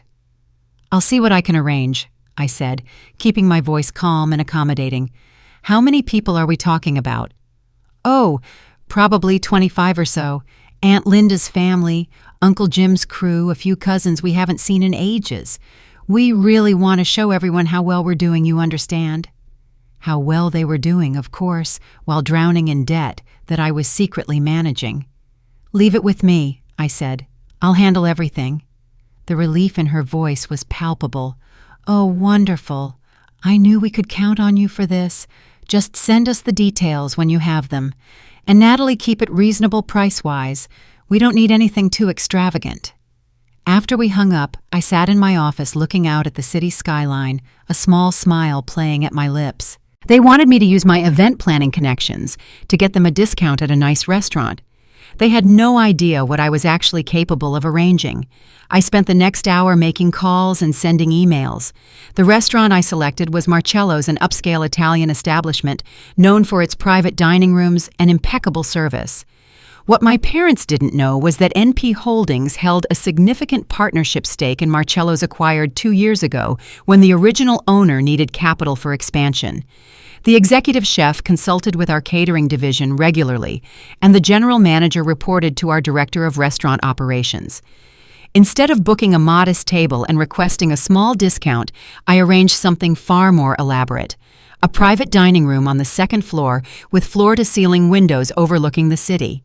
A custom Thanksgiving menu featuring premium options, heritage turkey truffle, mashed potatoes, handmade pasta courses, artisanal desserts, wine pairings selected by their sommelier, custom-printed place cards and menus, the full white-glove treatment that Marcello's reserve for their most important corporate clients. The total cost would be approximately $10,000. I sent a discreet email to Marcello's general manager, a woman named Sophia, who I'd worked with on several events. "Please bill everything directly to NP Holdings corporate account. The guests will be under the Perry family name. Treat the event with utmost professionalism, but any questions about hosting or payment should be directed to me personally. I'll be in attendance as a guest." Then I sent my mother the details, date, time, location menu options, carefully framed to make it seem like I'd called in favors and negotiated hard to get them this opportunity. "They were fully booked, but I know the manager and she made an exception for us," I wrote. "This is a really special arrangement, so please make sure everyone arrives on time." My mother's response was effusive with gratitude, though notably she still didn't ask about my life or how I'd managed to secure such an impressive reservation. She immediately forwarded the information to the family group text with the subject line, "Perry Family Thanksgiving, don't miss it," followed by several exclamation points. As Thanksgiving approached, I watched the group chat fill with excitement. My father posted about family connections paying off and knowing the right people. Haley shared the menu and added, "So lucky to have these opportunities." Several relatives responded with impressed reactions, clearly assuming this was another example of my parents' success and generosity. Let them think whatever they wanted. Let them arrive, expecting to celebrate the Perry family's continued prosperity, to bask in the illusion of success my parents had been projecting for years. They had no idea that the real director of this entire evening was the daughter they'd always dismissed, the one who'd been arranging every detail with surgical precision. And when the moment was right, I would show them exactly who held the power they'd always assumed they possessed. Thanksgiving evening arrived with unseasonably warm weather, the kind of November night that felt like a gift before winter's arrival. I dressed carefully in a simple navy dress that I'd owned for years, elegant but understated, paired with modest pearl earrings and low heels. I carried a small hostess gift, a nice bottle of wine that cost about $40, the kind of gesture that would seem thoughtful, without raising questions about my finances. I arrived at Marcello's exactly on time, walking through the main dining room toward the private space on the second floor where our party was gathering. The restaurant looked beautiful, tables set with white linens and candlelight, the smell of roasted herbs and fresh bread filling the air. Sophia, the general manager, caught my eye and gave me a subtle nod of acknowledgement before greeting me as just another guest. My parents were already holding court in the private dining room, my father, in a suit that looked slightly too tight around the middle, my mother in a dress I recognized from last year, with new accessories to make it seem fresh. They were greeting early arrivals with enthusiastic hugs and the kind of performative warmth that came from wanting to be seen as the perfect hosts. Then Haley arrived 15 minutes late and making an entrance. She wore a dress that I immediately recognized as designer, probably Zimmerman or something similar, easily $1,000, and almost certainly purchased on credit she couldn't afford. Her hair and makeup were professionally done, and she had that polished glow that came from spending the afternoon at a salon. Family members turned toward her like flowers, toward the sun, offering compliments on her style, her radiance, her overall perfection. My mother rushed to embrace her. "There's my beautiful girl, everyone doesn't. Haley looked absolutely stunning." My father beamed with pride, pulling her into introductions with relatives she'd met a dozen times before, as if presenting a celebrity at a premiere. When I approached to greet them, my mother glanced up briefly. "Oh, Natalie, you made it. Good." That was it. No hug, no introduction to the relatives standing right there, just a dismissive acknowledgement of my presence before turning back to fuss over Haley's dress. The seating arrangement told the same story it always had. Haley was positioned near our parents at the head of the long table, surrounded by older relatives and positioned to be the center of conversation. I was placed at the far end, sandwiched between two younger cousins I barely knew, teenagers who spent most of dinner on their phones. The geography of the table was a perfect metaphor. Haley at the center of everything that mattered, me relegated to the margins. As the meal progressed through multiple courses, the conversation naturally orbited around Haley. Aunt Linda asked about the boutique, and Haley launched into an enthusiastic description that bore little resemblance to its actual struggling reality. "We're expanding our inventory for the holidays," she said, not mentioning that the expansion was funded by credit cards that were already maxed out. Uncle Jim asked about her house, and she described their recent landscaping project without acknowledging that Tyler had paid for it by taking a loan against his 401k. When relatives occasionally remembered I existed and asked what I did for work, I kept my answers deliberately vague. Investment management, I'd say, which was technically true while revealing nothing. Nobody pressed for details. They seemed satisfied with the general impression that I had some kind of office job that was respectable enough, but nothing special. Midway through the main course, the restaurant manager approached our end of the table to refill water glasses. As he leaned across to reach someone's glass, his clipboard slipped from under his arm and several papers scattered onto the table. One receipt landed directly in front of Haley. She picked it up automatically, probably intending to hand it back without looking, but her eyes caught on the header before she could. I watched her face change as she read venue billing, client NP Holdings, contact N. Perry, authorization code NPH 2847, total $10,000. Her eyes went wide, then lifted to meet mine across the table. I held her gaze steadily, my expression calm, but sending a clear message. Not now. We'll talk about this later, but not here. Not yet. Haley swallowed hard, carefully folded the receipt, and slipped it into her purse with trembling fingers. I could see her mind racing, trying to make sense of what she'd just read. NP Holdings, my name as the contact. $10,000. None of it fit the narrative she'd been told about my modest, unsuccessful life. The dinner continued around us, but I noticed Haley had gone quiet, her enthusiastic chatter dying away as she pushed food around her plate and kept glancing at me with confused, almost frightened eyes. Then, as dessert was being served, individual pumpkin cheesecakes with caramel drizzle, my father stood up, wine glass in hand, his face flushed with alcohol and self-satisfaction. The table quieted as he prepared to make a toast. "I just want to say how grateful I am to have so much family here together." He began, his voice carrying the slight thickness of someone who'd been drinking steadily for 2 hours.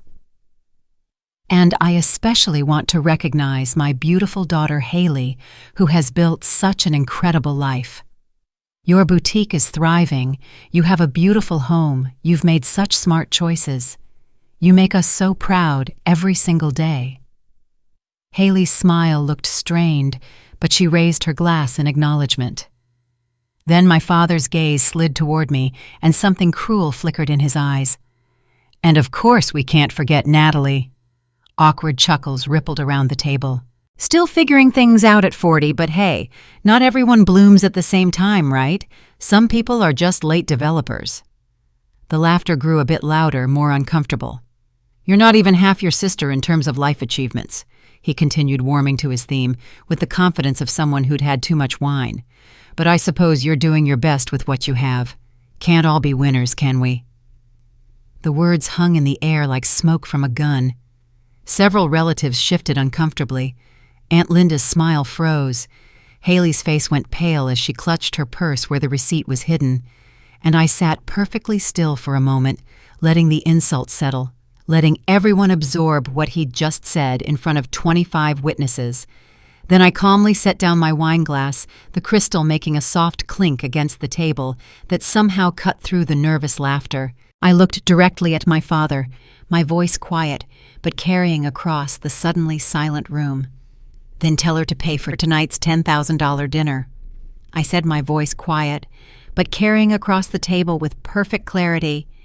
"And the $5,200 in monthly bills I've been covering for you for the past 3 years. The effect was immediate and total. Forks froze midair, some still holding pieces of pumpkin cheesecake halfway to mouths. Wine glasses stopped moving, suspended in that space between table and lips. Conversations died mid-word, leaving a silence so complete I could hear the soft music playing in the main dining room below us. My father's condescending smile drained from his face like water from a broken glass. Confusion flickered first, his wine-fogged brain trying to process what I'd just said. Then understanding began to dawn, and with it something that looked like horror. My mother's carefully maintained composure cracked like fine china dropped on tile. Her eyes went wide, darting between me and my father, and the relatives now staring at them with open confusion. "What?" Aunt Linda said, her voice cutting through the silence. "What does she mean Natalie's been covering your bills?" Before my parents could formulate a denial or explanation, I continued in that same measured, factual tone, addressing the entire table now rather than just my father. "The anonymous investor who purchased your mortgage 3 years ago when you were facing foreclosure. That was Starling Capital Holdings, a subsidiary of NP Holdings, my company. The corporate landlord who kept Dad's office rent at the old rate when every other tenant's rent doubled. That building is owned by another NP Holdings subsidiary. The generous debt consolidation company that restructured your credit card bills and car payments. Also mine." I paused, letting that sink in before delivering the final detail. "And this dinner tonight at this restaurant in this private room, I arranged it through Marcello's management because NP Holdings is a major partner in this establishment. The $10,000 bill is being sent directly to my corporate account." I watched the information ripple around the table like a stone thrown into still water. Relatives' faces shifted from confusion to shock to a kind of horrified understanding as they began connecting dots they'd missed for years. Uncle Mark leaned forward. "Wait, you're saying you're the investor they kept talking about, the one who helped them with the mortgage crisis?" "Robert, you told us it was some corporate program," Aunt Linda said, turning to my father with accusation in her voice. "You said your good reputation attracted generous business terms." My father opened his mouth, closed it, opened it again. No words came out. His face had gone from flushed red to an unhealthy gray color. Cousin Jennifer, sharper than most, looked at my mother. "You've been bragging for 3 years about how well you were doing financially, how you'd turned everything around. But it was Natalie the whole time, Natalie, who you just—" She stopped, apparently unable to finish the sentence, gesturing toward my father's cruel toast that still hung in the air like poison gas. I watched the recognition spread. Relatives exchanged glances, whispering to each other as they remembered conversations, comments, implications. The entire narrative of my parents' recovery and continued success was revealed as an elaborate fiction, and the author of that fiction was the daughter they'd dismissed as a failure. Haley sat frozen at the head of the table, her hand pressed against her purse where the receipt was hidden. Her face had gone pale, and she was staring at me like she'd never seen me before. The receipt made sense, now complete, terrible sense. NP Holdings wasn't some random company. It was mine. I'd been the invisible hand controlling everything, including I realized she was probably calculating aspects of her own life she didn't yet fully understand. Tyler, sitting beside Haley, looked between us with naked calculation in his eyes. I could practically see him reassessing everything, the family dynamics, the money flow, where his own interests now lay. His expression shifted from comfortable complacency to something harder and more evaluating. My mother finally found her voice, though it came out as barely more than a whisper. "Natalie, this isn't the time or place." "Then when is the time?" I asked, still calm, still measured. "When you mock me at Christmas? When you tell relatives I'm not college material? When Dad calls me not worth the investment? When exactly should I mention that I've been the only thing standing between you and complete financial collapse?" Aunt Linda's hand flew to her mouth. "Oh my God, Susan, is this true?" My mother's eyes filled with tears, but I couldn't tell if they were from shame or from being caught.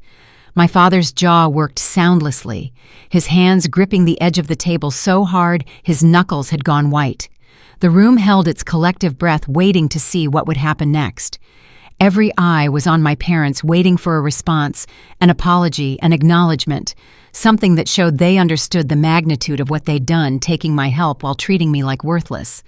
But my father, even in this moment of complete exposure, made the worst possible choice. Instead of gratitude or apology or even stunned silence, I watched his shock transform into something else entirely.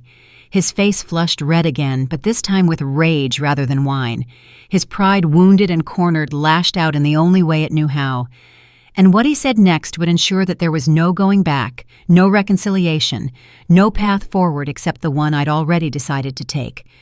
What my father said next in front of 25 witnesses was simple and devastating. "How dare you?" Not an apology, not gratitude, not acknowledgement of the years I'd spent holding their lives together while they mocked me. Just pure wounded pride expressing itself as rage. The dinner dissolved after that. Relatives made awkward excuses and hurried exits, some patting my shoulder sympathetically as they passed others avoiding eye contact entirely. Within 20 minutes, the private dining room had emptied except for my immediate family and a few staff members clearing plates with studied professionalism that pretended they hadn't witnessed a spectacular family implosion. I walked to my car in the parking lot, keys in hand, ready to drive home and process what had just happened. But I heard footsteps behind me, rapid and heavy, and turned to find my father striding toward me with fury written across his flushed face. "What the hell was that?" he demanded, his voice loud enough to echo off the parked cars around us. "You deliberately humiliated me in front of the entire family. You made me look like some kind of charity case, like I'm pathetic and can't provide for my own household." I stared at him, genuinely amazed at his interpretation of events. "I told the truth after you publicly called me a failure. You created this scene, not me." "Truth." He spat the word like it tasted bitter. "Truth isn't the point, Natalie. Respect is the point. You don't embarrass your father in public. You don't air private financial matters in front of relatives. You don't—" He gestured wildly, searching for words. "You don't act like you own us just because you threw some money our way." "I don't own you," I said quietly. "But I do own your mortgage, your office building, and apparently your sense of reality. I've been supporting you for 3 years while you treated me like I was worthless.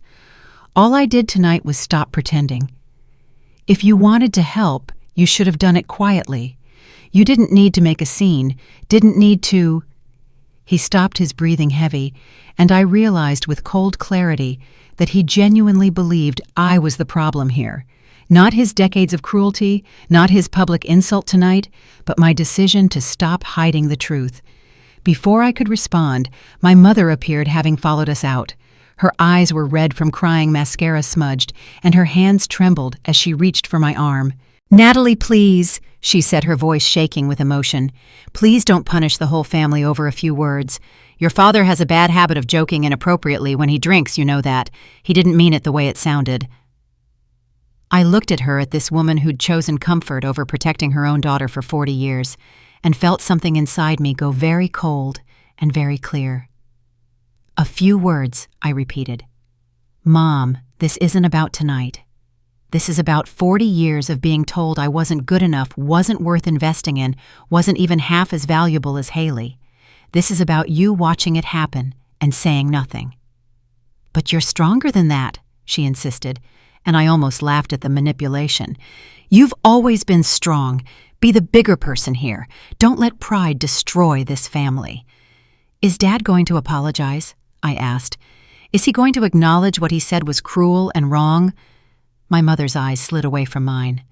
"You know how he is. He'll never apologize when he's been embarrassed like this. Just give him time, give him space, and things will settle down. They always do." There it was, the pattern laid bare. I was expected to absorb the abuse weight for things to settle, accept crumbs of basic decency as if they were generous gifts. Nothing would change. Nothing would ever change unless I changed it. "I need to go," I said, pulling my arm from her grip. I drove home in a state of eerie calm, my mind already several steps ahead, calculating and planning. My condo felt quiet and safe when I walked in, the city lights glowing through my windows, a glass of wine waiting to be poured. I changed into comfortable clothes, poured that wine, and opened my laptop on the kitchen counter. The management portal for Starling Capital Holdings loaded with familiar efficiency. I pulled up the accounts connected to my parents' mortgage, their debt consolidation arrangements, the rent subsidy for my father's office. Each one had automatic payments scheduled in visible threads of support that had been running for 3 years. I opened another window for the other subsidiary companies, checking the various support structures I'd built. The building management company that kept my father's rent artificially low. The service contracts that had been modified in their favor. The whole invisible architecture that had kept them afloat while they bragged about their good reputation and smart decisions. One by one, I canceled every automatic payment, every rent subsidy, every preferential arrangement. I set the termination date for exactly 30 days from today, December 15th, which gave them legal notice and theoretically time to make other arrangements, though I knew they'd never be able to replace this level of support. Then I drafted an email, keeping it brief and professional. Effective December 15th, all financial assistance provided through Starling Capital Holdings and associated entities will cease. Please make alternative arrangements for mortgage payments, rent, and other obligations currently covered under existing agreements. This decision is final. Natalie Perry, Managing Partner, NP Holdings. My finger hovered over the send button for just a moment. This would hurt them. This would probably destroy the life they'd built, the illusion they'd maintained. They would lose the house, probably. My father's business would collapse without the rent subsidy. Everything would unravel. But they'd built that life on my invisible labor while calling me a failure. They'd taken my help while mocking my worth. And even tonight, caught in their lie, my father's response was anger at being exposed rather than gratitude for being saved. I clicked send. The email whooshed away into the digital void, and I sat back with my wine, feeling something I hadn't expected. Not satisfaction exactly, but a kind of terrible freedom. I'd been carrying them for 3 years, and now I was setting that weight down.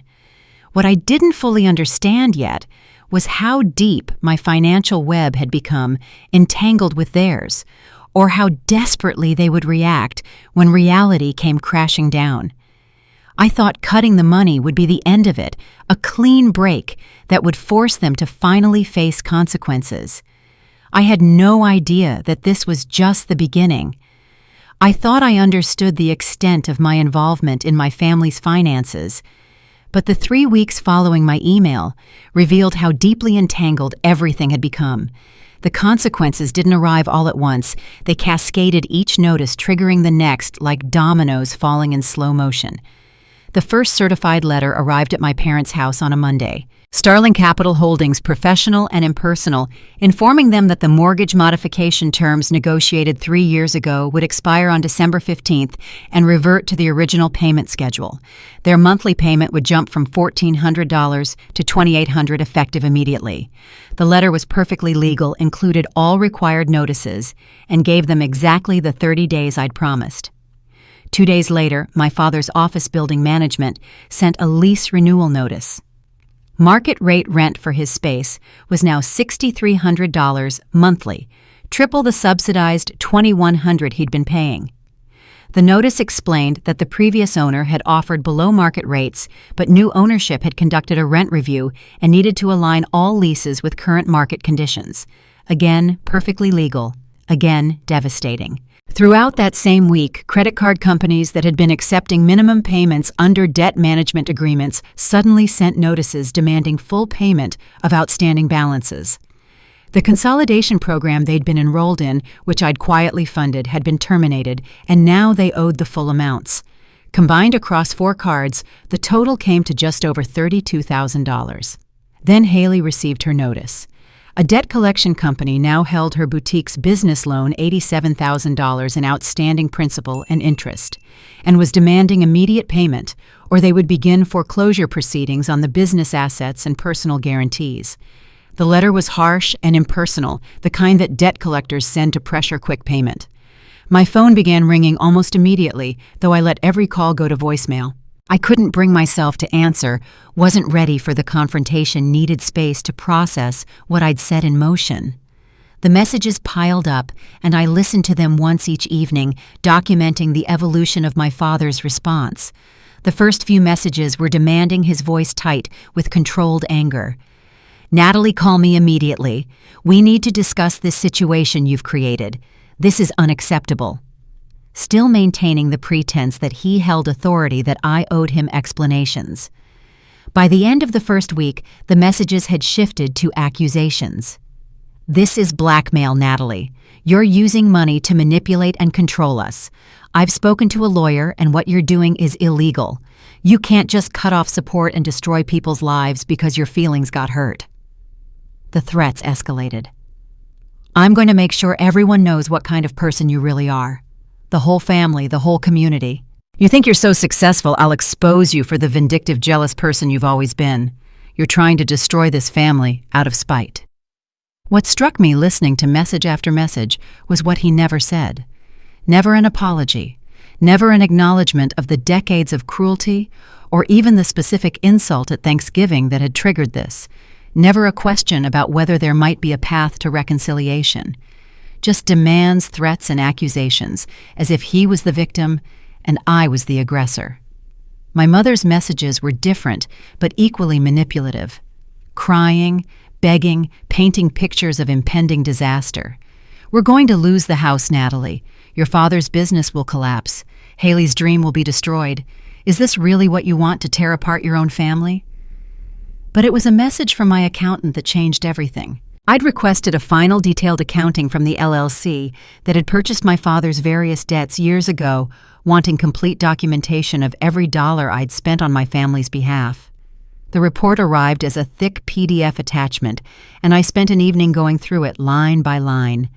That's when I found the pattern buried in the transaction history. Mixed in with mortgage payments and utility bills and normal household expenses were dozens of unusual transactions. Cash withdrawals that didn't match any predictable pattern. Wire transfers to companies I didn't recognize.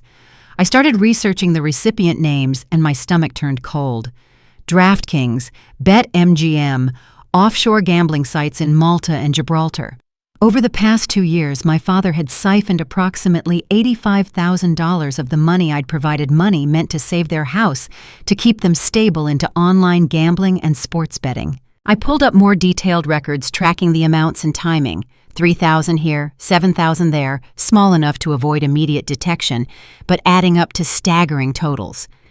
I cross-referenced with the dates of desperate calls from my mother about needing help with bills, and the correlation was damning.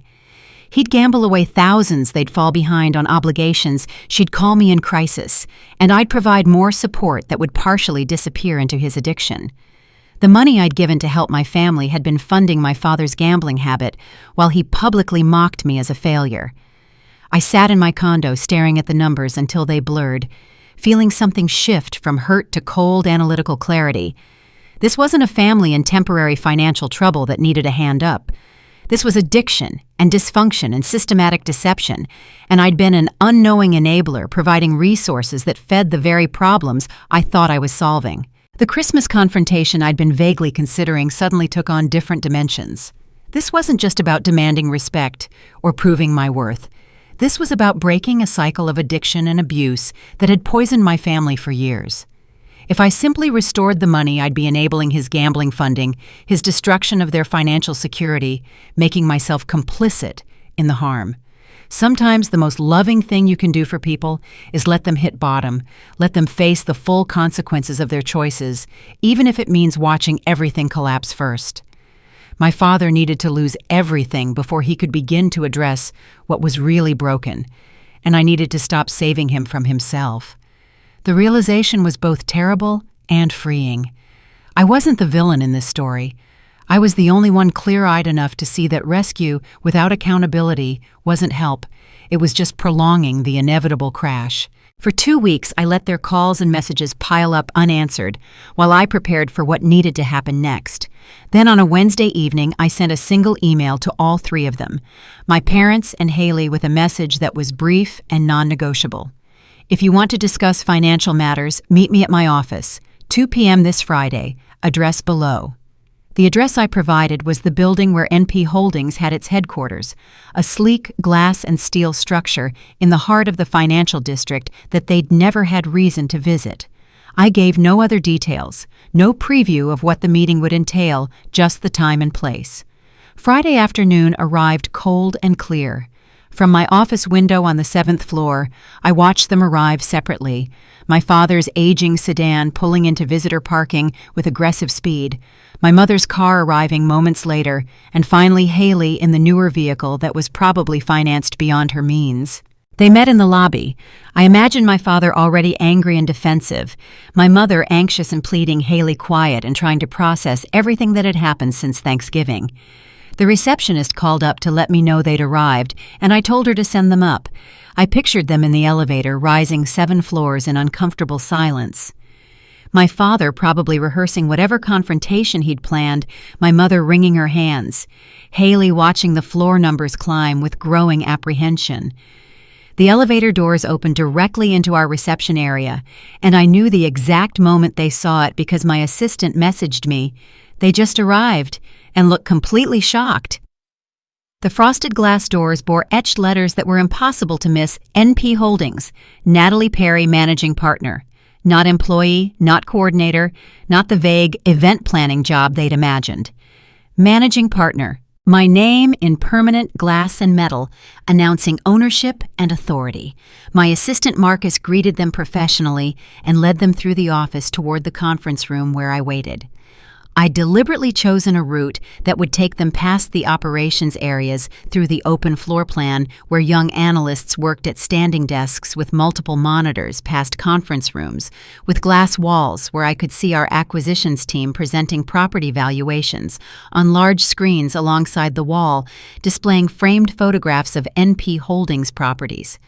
Through my office door, left strategically open, I watched them process the space. I saw Haley's eyes go wide as she recognized venues from the photographs, the historic hotel downtown that had been featured in a magazine spread last month, the event space where a celebrity wedding had just been held, restaurants she'd seen reviewed in the local press, all of them bearing small plaques, NP Holdings property things. Staff members passed in the hallway, and several nodded respectfully in my direction. "Ms. Perry, do you have a moment to approve the Riverside contract?" one asked. "It's the $400,000 renovation budget."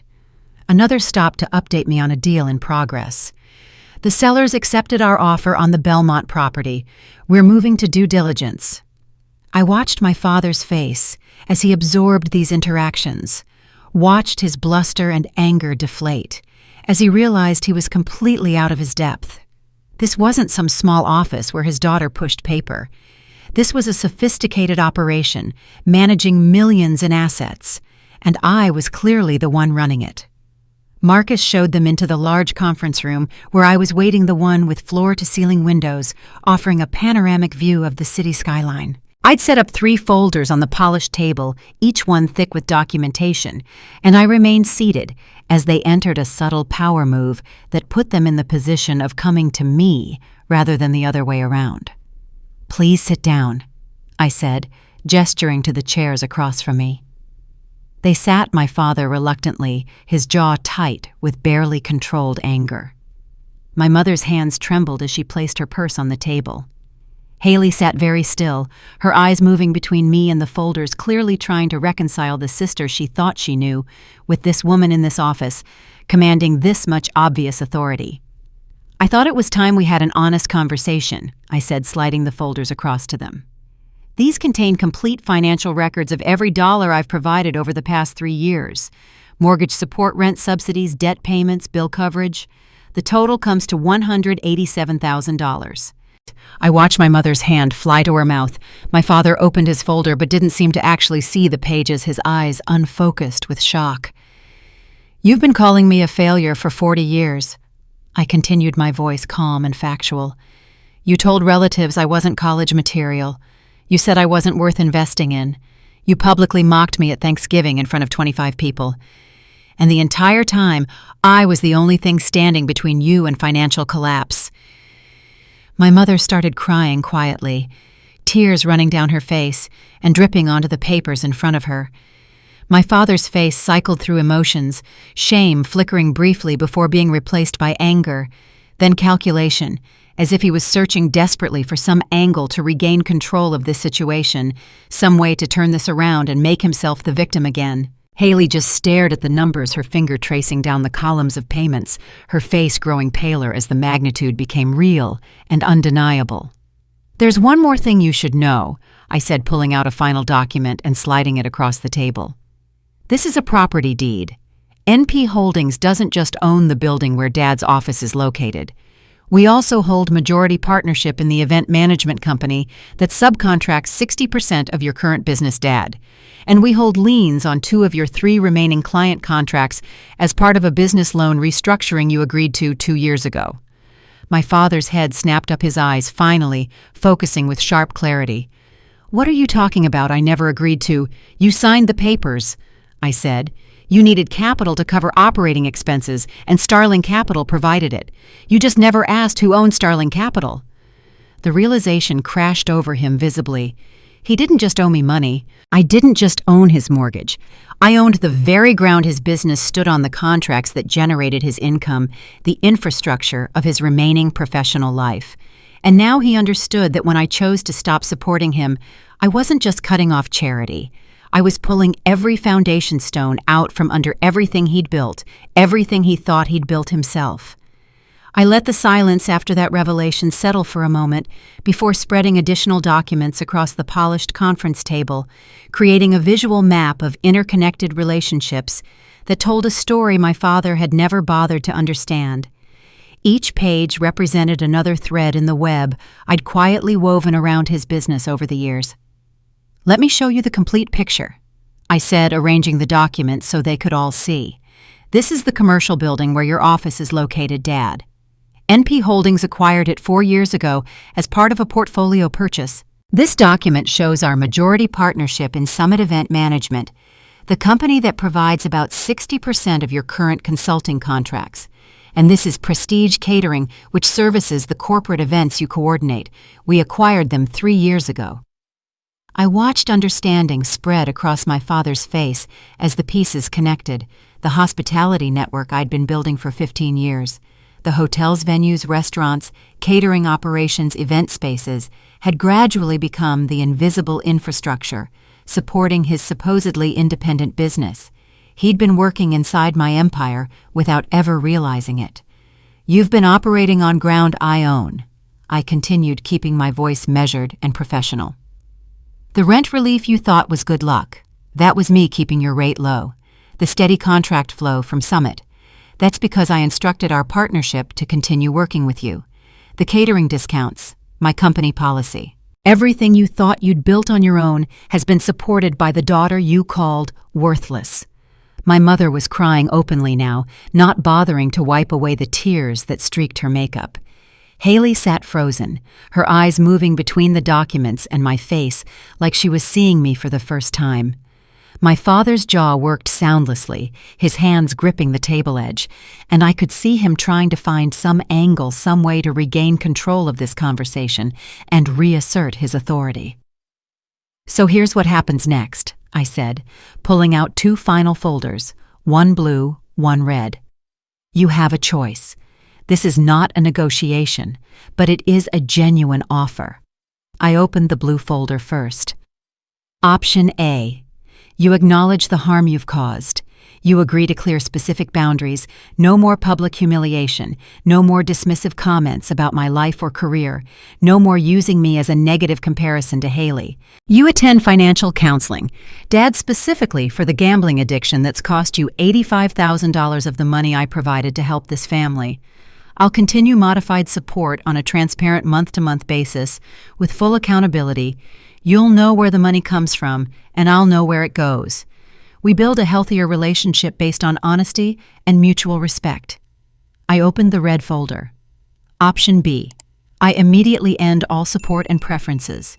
Your office lease will be renewed at market rate when it expires in 90 days as legally required. The contracts through Summit will complete their current terms but won't be renewed. The catering arrangements will shift to standard corporate pricing. The mortgage modification ends. We build completely separate financial lives with no ongoing entanglement. My mother reached for the blue folder with trembling hands, but my father's hand shot out and slammed down on top of it. "This isn't a choice," he said, his voice tight with rage. "This is extortion. You're trying to control me, to manipulate me into admitting things that aren't true and submitting to your authority like I'm some kind of child. I'm offering you continued support in exchange for basic human decency," I said. "That's not control. That's self-preservation. I will not fund my own humiliation anymore." He stood abruptly, his chair scraping back and nearly falling. "I refuse to be controlled by my own daughter. I refuse to beg for money from someone who should be grateful for how we raised her, for the roof we put over her head, and the opportunities we gave her. You want me to say I have a gambling problem? It's occasional entertainment, stress relief, nothing more. You're weaponizing your business success to manipulate this family, and I won't stand for it." "Robert?" My mother started, her voice pleading, but he cut her off. "We're leaving," he said. "Come on, Susan. We don't need her charity or her conditions. We'll figure this out ourselves the way we should have from the beginning."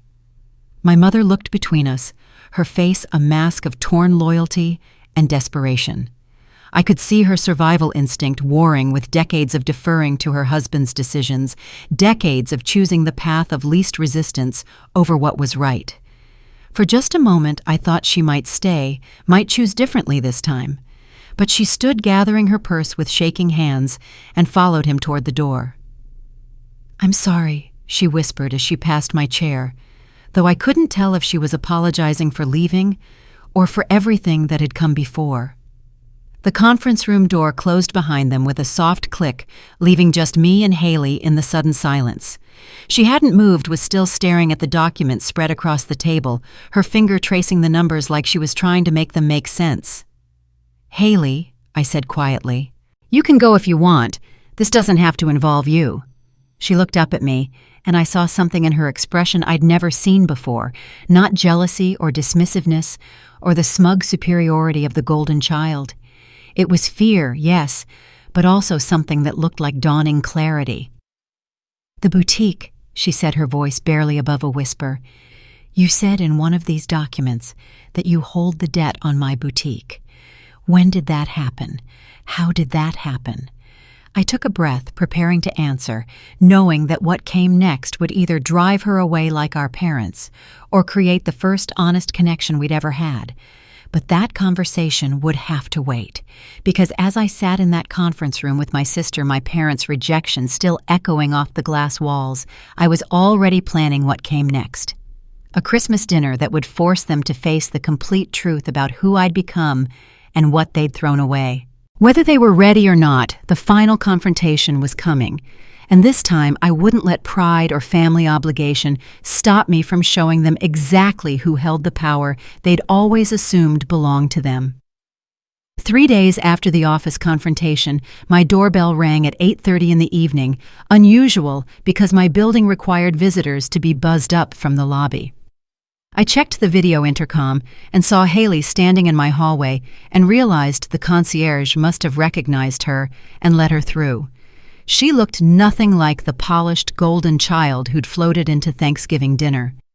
Her hair was pulled back in a messy ponytail, her face bare of makeup except for the smudged remnants of mascara around red-rimmed eyes, and she wore yoga pants and an oversized sweatshirt that looked like she'd been living in them for days.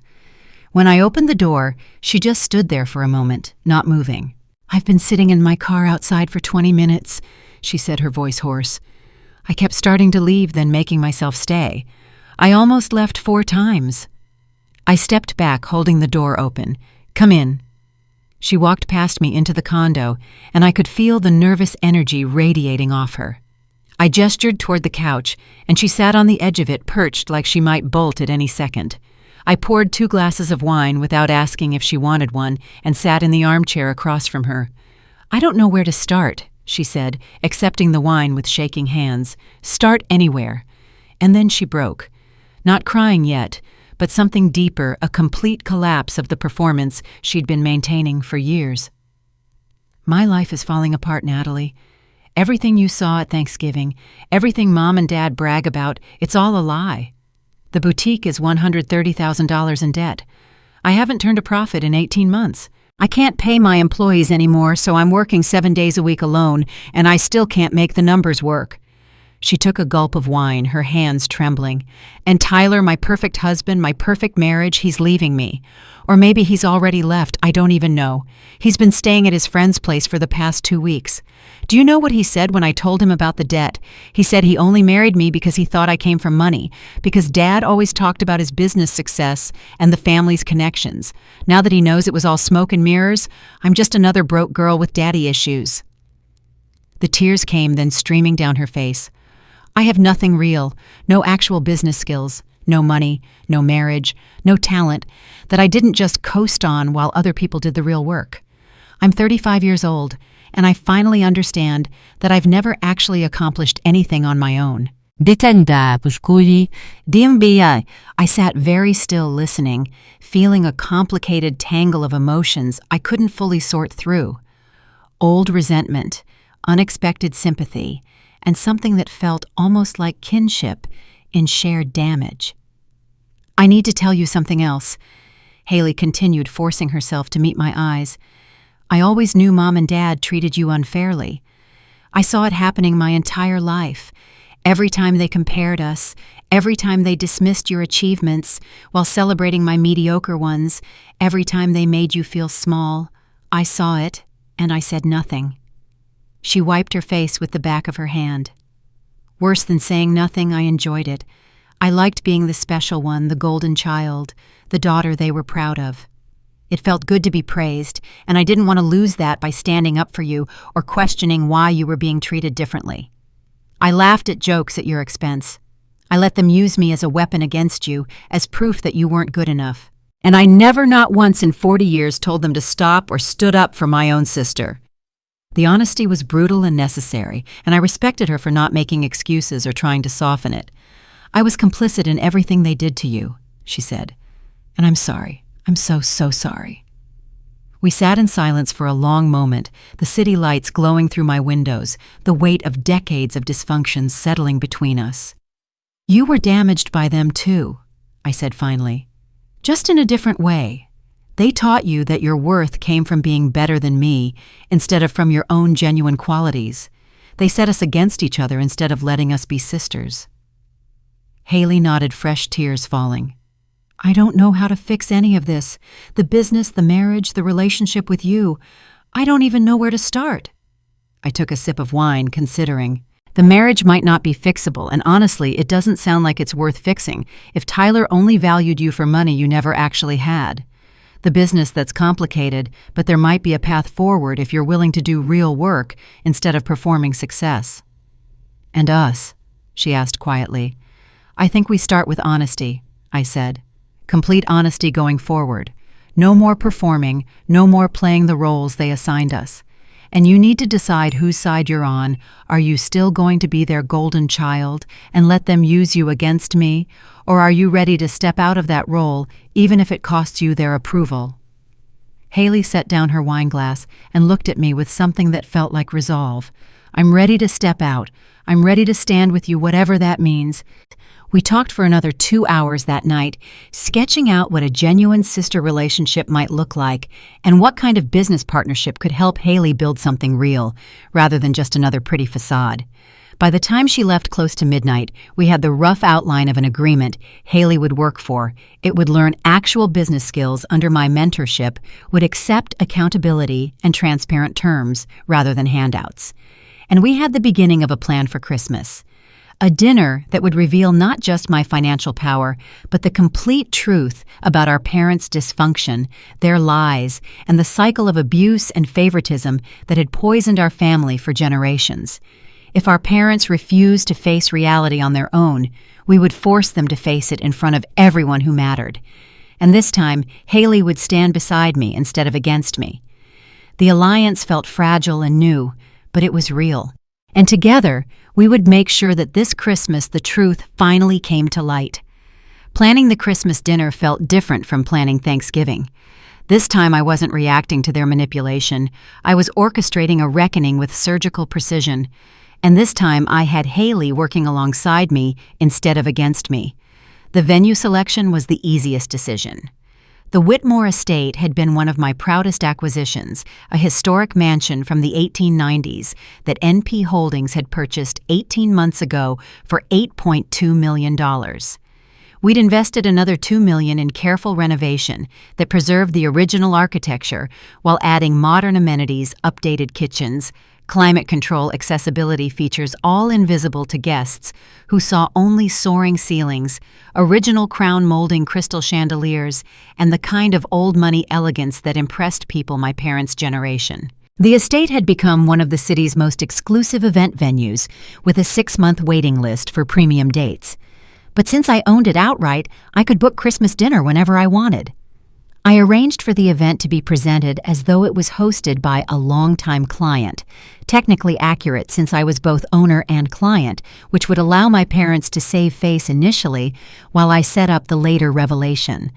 Let them think I'd called in a favor. Let them feel temporarily comfortable before the floor dropped out from under them. The guest list required more careful thought. Obviously, the immediate family, my parents Haley and reluctantly Tyler, if he decided to show up though, Haley suspected he wouldn't. The extended relatives who'd witnessed the Thanksgiving disaster needed to be there too. Aunt Linda and Uncle Jim, Cousin Jennifer and her family, Cousin Mark, all the people who'd heard my father's cruel toast and seen the initial revelation. They deserved to understand the full story, and their presence would create accountability and witnesses. But I also added some strategic additions. 2 of my business partners from NP Holdings, who my parents had never met, framed in the invitation as dear colleagues joining us for the holidays. My attorney Robert Chen described as a family friend, which was accurate enough. He'd become a friend over the years of working together. And Margaret's estate executor Patricia Morrison, who'd helped me through the probate process after Margaret's death 2 months ago. The invitation itself was carefully worded, join us for a Christmas celebration and fresh start at the historic Whitmore estate, December 23rd, 6 p.m. Festive attire encouraged. The language was deliberately vague. My parents could interpret "fresh start" as me potentially backing down and offering reconciliation, while those who knew the truth would understand it meant something more significant. I sent the invitations 3 weeks before Christmas, giving people time to adjust their plans. My mother responded within hours, her text message dripping with relief and tentative hope. "So wonderful that you're ready to move past this difficult time. Family is everything. See you there." My father didn't respond directly, but I knew from Haley that he was already strategizing, planning his own approach to the dinner as an opportunity to pressure me back into submission. Let him plan. I had my own preparations to make. Working with Haley in my condo over several evenings, we assembled comprehensive documentation in professional folders. Ownership papers for the Whitmore estate showing my name and NP Holdings as the legal owners. The complete mortgage history for my parents' home documenting every payment I'd made through Starling Capital. Business loan records for Haley's boutique showing when the debt had been purchased and by whom. And most damning, my father's gambling transaction history, $85,000 funneled to online betting sites while they told relatives they were financially stable. We created a detailed accounting of every dollar I'd provided over 3 years, $187,000, broken down by category, date, and purpose. Every mortgage payment, every rent subsidy, every debt consolidation installment, all documented with bank records and transaction receipts. My attorney prepared 2 sets of legal documents just as I'd offered in the office confrontation. The blue folder contained a boundary agreement with continued modified support, specific terms around respect, transparency, mandatory financial counseling for gambling addiction, and clear consequences for violations. The red folder contained complete financial separation documents terminating all support and arrangements with proper legal notice. Everything was organized in folders with tabs and professional binding, the kind of documentation that couldn't be dismissed or argued with because the facts were irrefutable. I briefed the Whitmore estate staff personally, meeting with the event coordinator and the manager.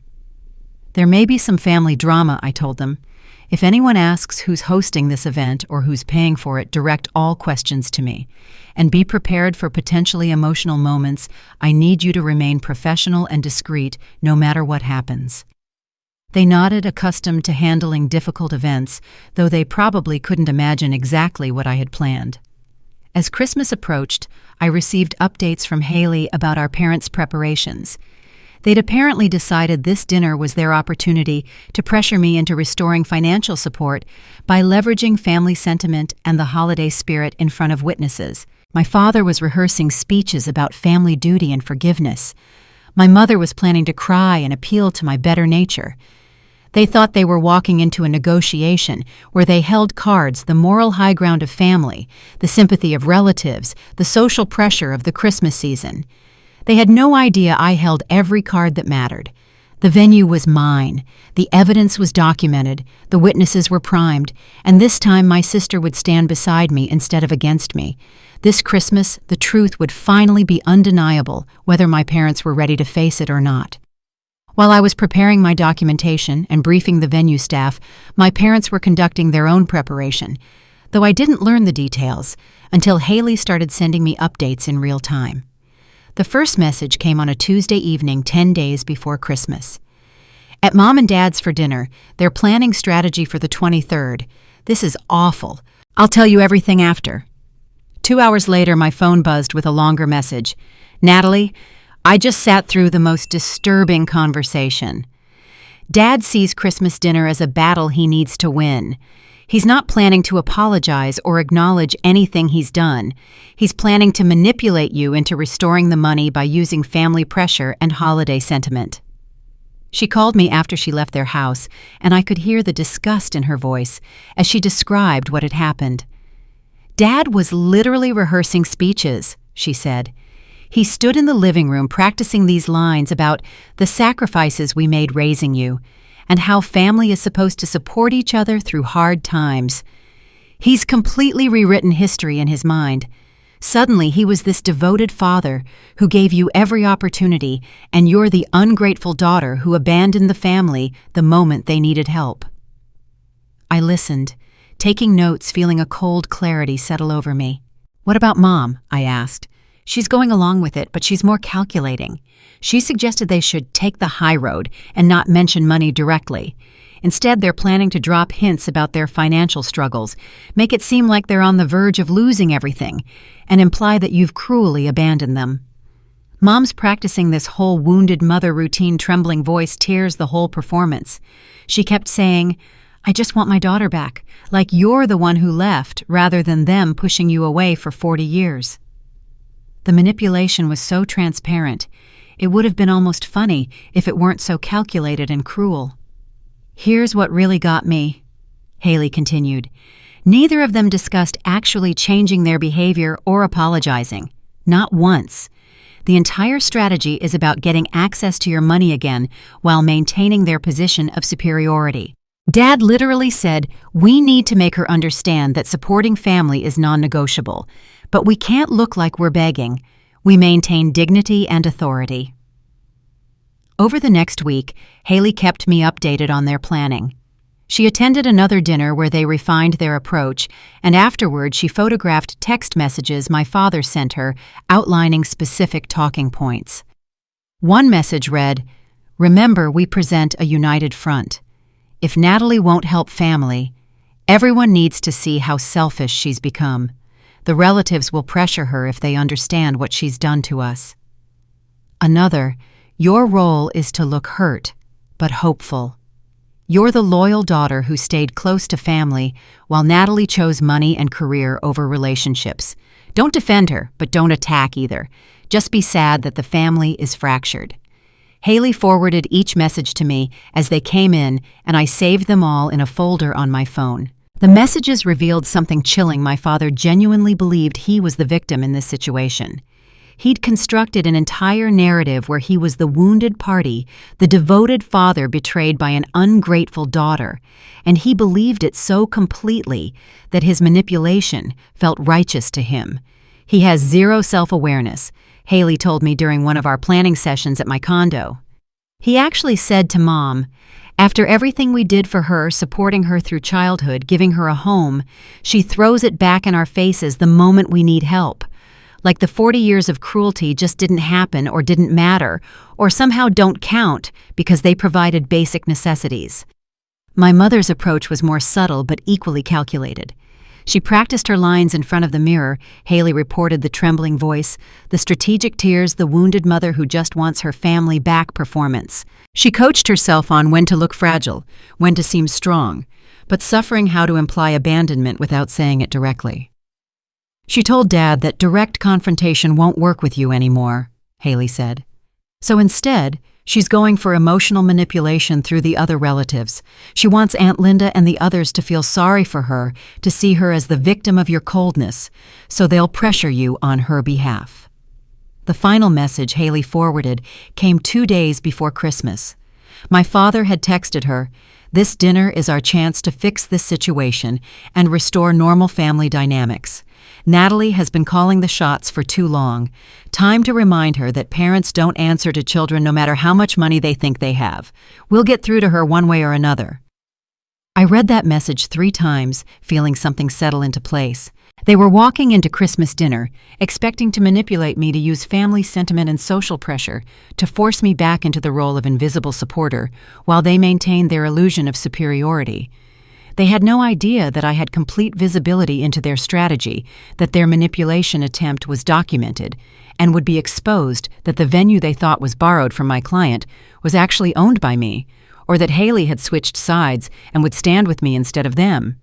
Most importantly, they had no idea that this was the last time, the absolute last time, I would allow myself to be anyone's punching bag or piggy bank. I had the evidence. I had the venue, I had the witnesses, I had my sister finally on my side, and I had the truth documented and irrefutable. As I prepared for December 23rd, I felt something I'd never felt before in relation to my family. Not anger, not hurt, but a calm, absolute certainty that I was done hiding, done shrinking, done protecting them from the consequences of their own choices. This Christmas, they would face reality whether they were ready or not, and I would finally be free. December 23rd arrived with crisp winter weather and clear skies, the kind of perfect Christmas card evening that felt almost too appropriate for what I had planned. I arrived at the Whitmore estate 2 hours early to oversee final preparations and ensure every detail was exactly right. The estate looked magnificent. White lights were wrapped carefully around the grand staircase banisters and woven through fresh evergreen garlands that filled the air with the scent of pine. Classic red poinsettias stood in elegant arrangements on side tables, and a string quartet was setting up in the corner of the great hall, their instruments gleaming under the light of the original crystal chandeliers. The private dining room had been transformed with a long table set for 23, each place setting, featuring fine china with gold edges, crystal stemware that caught the candlelight, and custom menu cards embossed with Perry Family Christmas 2024 in elegant script.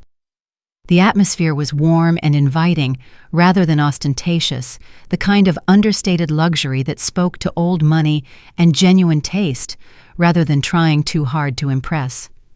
It was exactly the aesthetic that would resonate with my parents' generation, making them feel simultaneously honored and eventually completely outmaneuvered.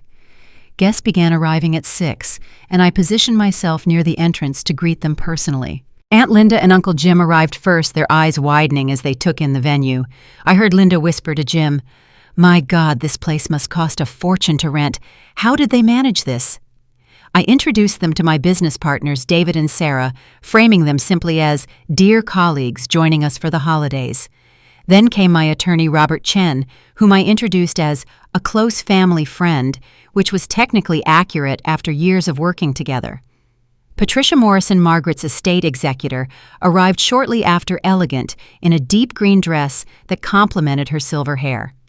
My parents arrived fashionably late, as they always did when they wanted to make an entrance.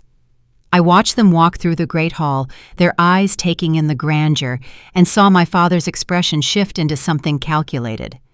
Within minutes they were working the room, and I could hear fragments of their conversation as they greeted relatives. "We have wonderful connections in the hospitality industry," my father was saying to Cousin Mark. "Access to places like this is one of the benefits of building the right relationships over the years." My mother nodded along, adding, "Our family has always valued quality and elegance. We wanted somewhere special for Christmas." They were subtly taking credit for the venue, implying collective family success and connections, while carefully avoiding any direct acknowledgement of my role. Let them. The truth would come soon enough. Haley arrived separately, and I noticed immediately that she didn't go to stand with our parents as she normally would. Instead, she came directly to me, kissing my cheek and positioning herself at my side as we greeted the remaining guests.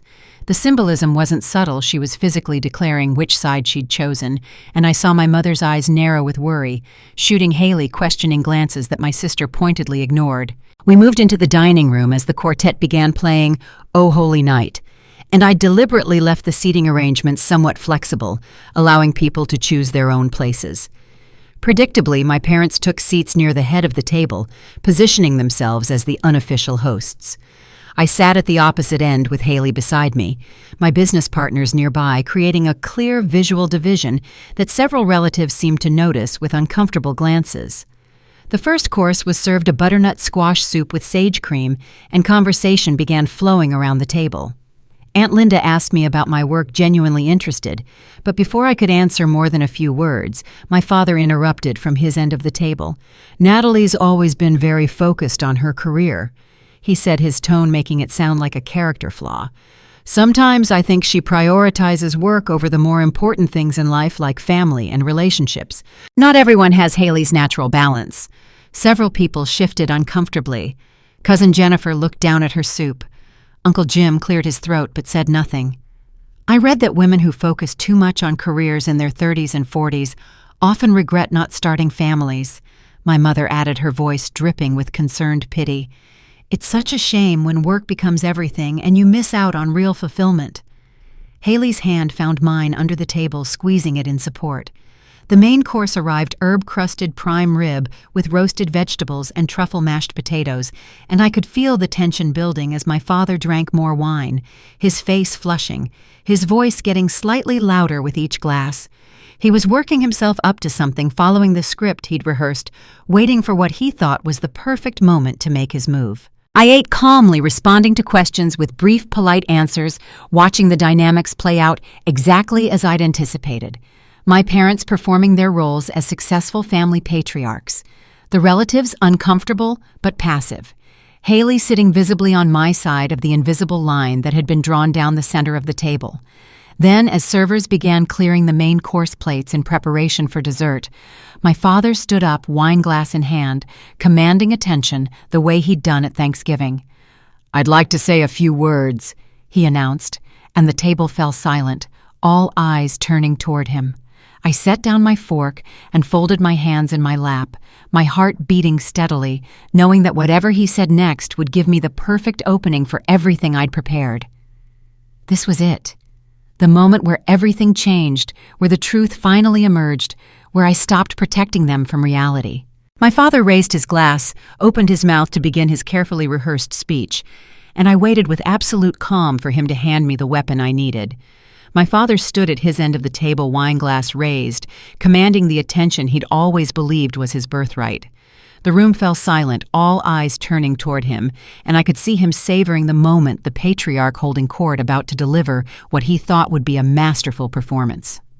"First, I want to thank everyone for being here tonight," he began, his voice warm and expansive, practiced from years of business presentations and family gatherings. Christmas is about family, about coming together and remembering what truly matters in this world. And looking around this table, seeing all of you here, I'm reminded of how blessed we are. The opening was smooth, almost genuine, and I could see relatives nodding along, settling in for what they expected to be a heartfelt holiday toast. The string quartet had paused between songs, creating a natural silence that made his words carry across the entire room. "I especially want to recognize my daughter, Haley," he continued, and I watched Haley's face tighten, knowing what was coming. "Haley has built such a remarkable life. Her boutique is a testament to her business sense and her eye for quality. She's beautiful, successful, and she made such wise choices about what matters: family relationships, building a real life with meaning and substance." The compliments kept flowing excessive and pointed, each one clearly designed as contrast to whatever he planned to say about me. I noticed Cousin Jennifer glancing between my father and me with growing discomfort. Uncle Jim's smile had frozen into something that looked more like a grimace. "Haley understood from an early age that success isn't just about money or career," my father went on, his voice taking on an edge that suggested he was transitioning to his real point. "She understood that being a good daughter, staying close to family, supporting the people who raised you, these are the things that define a person's character." Then he turned to face me directly, and I saw the wine-fueled confidence in his eyes, the certainty that he was about to deliver a winning blow in the battle he thought we were fighting. "And Natalie," he said, and the warmth drained from his voice, replaced by something that tried to sound affectionate, but landed as condescending pity. "Well, Natalie is still figuring things out at 40. A bit of a late bloomer, we might say. Still hasn't quite gotten the hang of what life's really about, despite all these years of chasing whatever it is she's been chasing." A few nervous chuckles rippled around the table, the kind of uncomfortable laughter people make when they don't know how else to respond to obvious cruelty dressed up as humor. "At least Haley didn't waste her life chasing pipe dreams and ignoring the people who matter," he continued, warming to his theme, his voice getting slightly louder. "Some of us know what real success looks like. Some of us understand that family comes first, that you don't abandon the people who sacrificed for you just because you think you've outgrown them." The room had gone very quiet now, the discomfort palpable. Aunt Linda's face had tightened with disapproval, and I saw her exchange a significant look with Uncle Jim. "Robert," Aunt Linda said, her voice cutting through his monologue, "that's unnecessarily harsh. This is Christmas dinner, not harsh." My father's head snapped toward her, his temper flaring in the way it did when he'd had too much to drink and someone dared challenge him. "Harsh is what she did to us. She's the reason we almost lost the house. She cut us off like we're nothing, like we don't matter after everything we did for her after we—" "Robert, stop!" My mother grabbed his arm, her face pale with panic, her voice a harsh whisper that everyone could hear in the shocked silence. "Not here, not now, stop talking." But it was too late. The words hung in the air like smoke from a gun, impossible to take back or ignore. The room had gone completely silent, not the comfortable quiet of people listening to a toast, but the stunned, frozen silence of witnesses to a spectacular disaster. Utensils hung motionless in hands, halfway to mouths. Wine glasses paused in midair. The string quartet had finished their song and hadn't started another, leaving absolute quiet, except for the soft crackling of the candles on the table. Relatives stared in confusion and dawning shock. Cut them off from what? What house crisis? My father had been talking for months about his business doing well, about their financial stability, about the generous corporate partners who'd helped them restructure some debts. What was he talking about?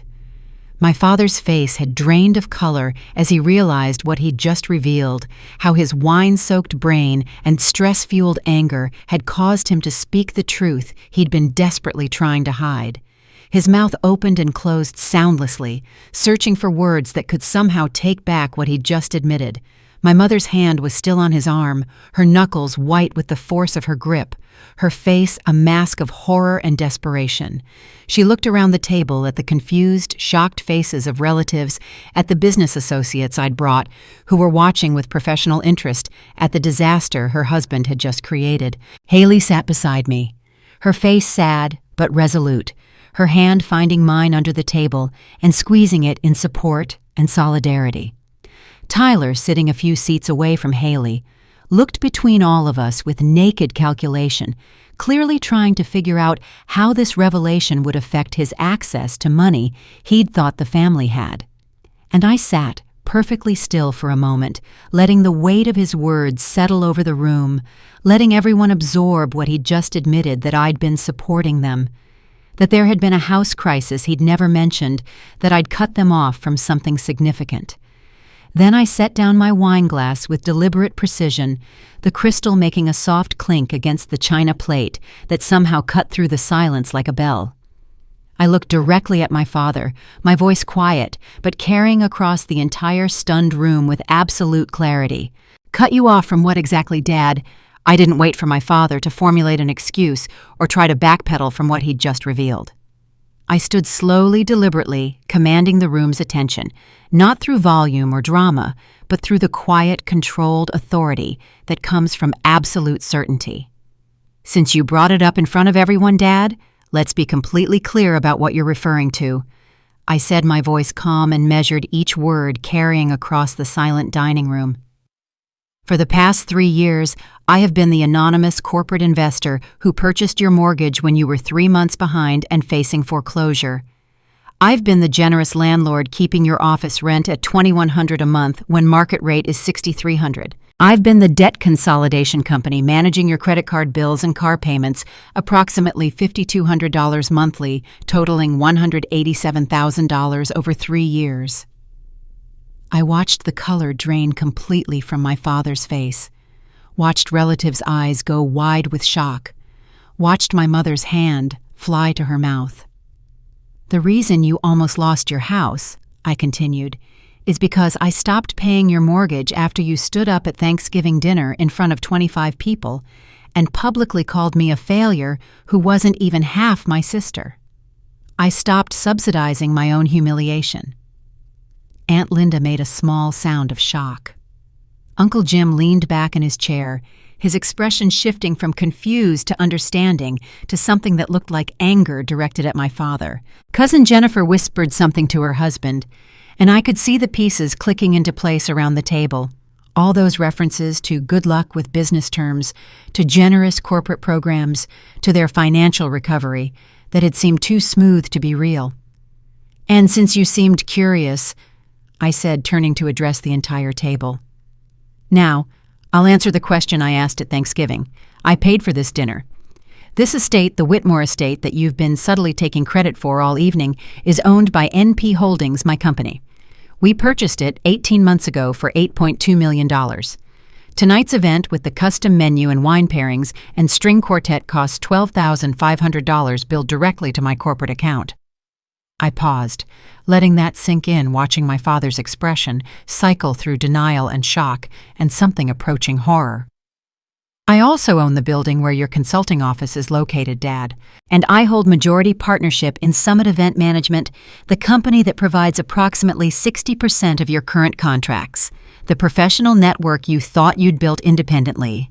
You've been operating inside an infrastructure I created and control. I gestured to the venue manager who I'd briefed beforehand and who now stepped forward with professional composure. Ms. Perry is correct. He said, his voice polite and matter-of-fact. All charges for this evening's event are billed to NP Holdings. Ms. Perry has owned the Whitmore estate since we completed the acquisition in June of 2023. She's been an excellent owner. We've done substantial renovations under her direction. He stepped back and I watched the revelation ripple around the table. My business partners David and Sarah sat with carefully neutral expressions, having been briefed on what might happen tonight.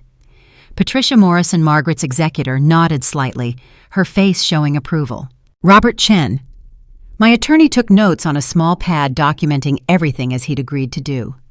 The relatives looked stunned, turning to stare at my parents with new understanding. The entire narrative they'd been fed about my parents' success and good fortune was crumbling before their eyes, revealing the scaffolding I'd built underneath. But I wasn't finished. There's one more thing, I said, and I saw Haley tense beside me, knowing what was coming because we'd discussed this moment. Haley, I'm sorry you're finding out this way, but you deserve to know the truth. I turned to face my sister, my voice gentler now. When your boutique's business loan defaulted 18 months ago, the bank sold that debt to a collection company. That collection company is owned by Starling Capital Holdings, which is a subsidiary of NP Holdings. I currently hold the lien on your boutique, $87,000 outstanding in principal and interest. I've been waiving the payment requirements, but legally I have the right to foreclose on the business assets at any time. Haley's face went pale, but I saw her process the information differently than I'd expected. Instead of shock at me, her expression shifted to something else, understanding, then anger, but not directed where I'd feared. She turned slowly to look at our father, and when she spoke, her voice shook with betrayal. You told me you handled it. You said you had connections at the bank, that you'd worked it out so I wouldn't have to worry about the debt. You said it was taken care of. My father's mouth opened and closed, searching for words. I did handle it. I arranged for the debt to be sold to a company that would be reasonable, that wouldn't immediately foreclose. I was protecting you. You sold my business debt without telling me. Haley's voice rose, cutting through his excuse. You let me think this problem was solved when you actually just transferred it to someone else. To Natalie. I was going to buy it back, he stammered. As soon as my cash flow improved, I was going to purchase the debt and cancel it. I was trying to help you. But Haley wasn't listening anymore. She stood up, her chair scraping against the hardwood floor, and the entire room watched as she walked deliberately from her seat near our parents to the empty chair directly beside me at my end of the table. She sat down, her shoulder touching mine in a gesture of solidarity that was impossible to misinterpret. The symbolism was unmistakable and public. She was choosing sides, and she was choosing mine. My mother made a small wounded sound. Haley, sweetheart, please. No. Haley said, her voice firm, despite the tears I could see gathering in her eyes. I'm done being the golden child you use as a weapon against Natalie. I'm done pretending I don't see what you've done to her for 40 years. And I'm done believing your lies about handling things when all you do is create bigger messes. The room erupted in whispers, relatives leaning toward each other, trying to process what they were witnessing. The perfect family narrative my parents had maintained for decades was disintegrating in real time, and there was no way to put it back together.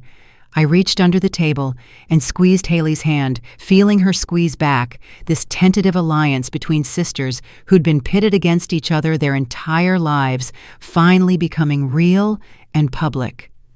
My father stood frozen at his end of the table, his face cycling through emotions too quickly to track shame, rage, calculation, desperation. My mother was crying openly now, her carefully applied makeup running in dark streaks down her face. I had prepared folders of documentation ready to present the complete financial picture. The gambling debts, the detailed accounting, the legal agreements. I reached for them now, ready to lay out every piece of evidence that would make the truth irrefutable. But before I could open the first folder, my father made his move. Not an apology, not an acknowledgement of wrongdoing, not even an attempt at explanation. Instead, he did something that showed everyone in that room exactly who he really was, something so desperate and manipulative that it would ensure there could be no reconciliation, no path back, no possibility of pretending any of this was salvageable. And in doing so, he handed me the final perfect justification for everything I was about to do. Before my father could make whatever move he was calculating, I reached for the folders I'd prepared and began distributing them around the table. One to my father, one to my mother, one to Haley, who already knew what they contained, and one to Robert Chen, my attorney, who would provide the neutral explanation these documents required. These folders contained two options. I said, my voice calm and professional, as if I were presenting a business proposal rather than offering my parents a choice about their financial future. I want to be very clear that this is not a negotiation, but it is a genuine offer. Both options are legally sound and I believe morally fair. I watched my father open his folder with trembling hands, his eyes scanning the documents without seeming to actually read them. My mother did the same, tears still streaming down her face, her breathing coming in short, shallow gasps. Option A, I continued, outlines a structured support agreement. I will continue providing financial assistance, but with specific measurable conditions. First, mandatory financial counseling specifically addressing the gambling addiction that has cost you $85,000 of the money I provided to help this family. Second, complete transparency about how the support funds are used with monthly accounting. Third, clear boundaries around respect. No more public humiliation, no more disparaging comments about my life or career no more, using me as a negative comparison to Haley. And fourth, regular family meetings with a licensed mediator to address the underlying dysfunction that created this situation. I paused, letting them absorb the terms. The agreement also includes a termination clause. If threatening or abusive communication occurs, if the counseling requirements aren't met, or if the boundaries are violated, support ceases immediately with 30 days' notice. My father's face was darkening, his jaw clenching tighter with each word. Option B is simpler, I said. Complete financial separation. All support ends within 90 days, with proper legal notice as required. Your office lease reverts to market rate when it expires. The mortgage modification terms end and revert to original conditions. The contracts through Summit Event Management complete their current terms but aren't renewed. Haley's boutique debt becomes subject to normal collection processes. We build completely separate financial lives with no ongoing entanglement or obligation. The silence in the room was absolute. Even the string quartet had stopped playing the musicians watching this family drama unfold with the rest of the witnesses. I nodded to Robert Chen, who stood and addressed the room with the calm, measured tone of someone who dealt with complex family conflicts professionally. I'm Robert Chen, Ms. Perry's attorney, he began. I've reviewed both of these options carefully, and I want to be very clear about the legal and ethical framework here, Ms. Perry is not legally obligated to financially support her parents or her sister. They are all adults, and there is no legal requirement for children to support parents in this state, except in specific circumstances that don't apply here. He gestured to the folders. What she's offering in Option A is genuinely generous continued financial assistance in exchange for basic respect, transparency, and accountability. The conditions are specific and measurable, not vague or subjective. Attend counseling that's verifiable. Provide monthly accounting that's concrete. No public humiliation that's clear. These are reasonable expectations in exchange for substantial ongoing support. Robert looked around the table, his gaze taking in the relatives who were hanging on every word. Option B is simply a clean break.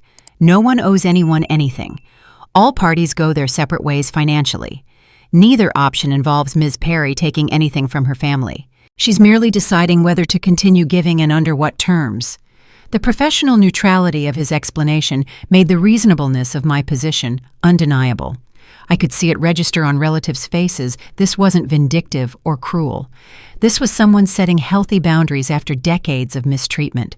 My mother had been crying quietly throughout all of this, but as Robert mentioned accountability for gambling addiction, something shifted in her expression. Her eyes went distant, and I could see her processing something, connecting dots that had been there all along but that she'd refused to see. Then suddenly she stood up. Her chair scraped back, and she stood there trembling, her face streaked with tears and mascara, her hand shaking so badly she had to grip the edge of the table for support. "I knew," she said, her voice breaking, but carrying across the silent room. "I knew about the gambling." My father's head snapped toward her. "Susan, don't." I knew he was using Natalie's money for poker sites and sports betting.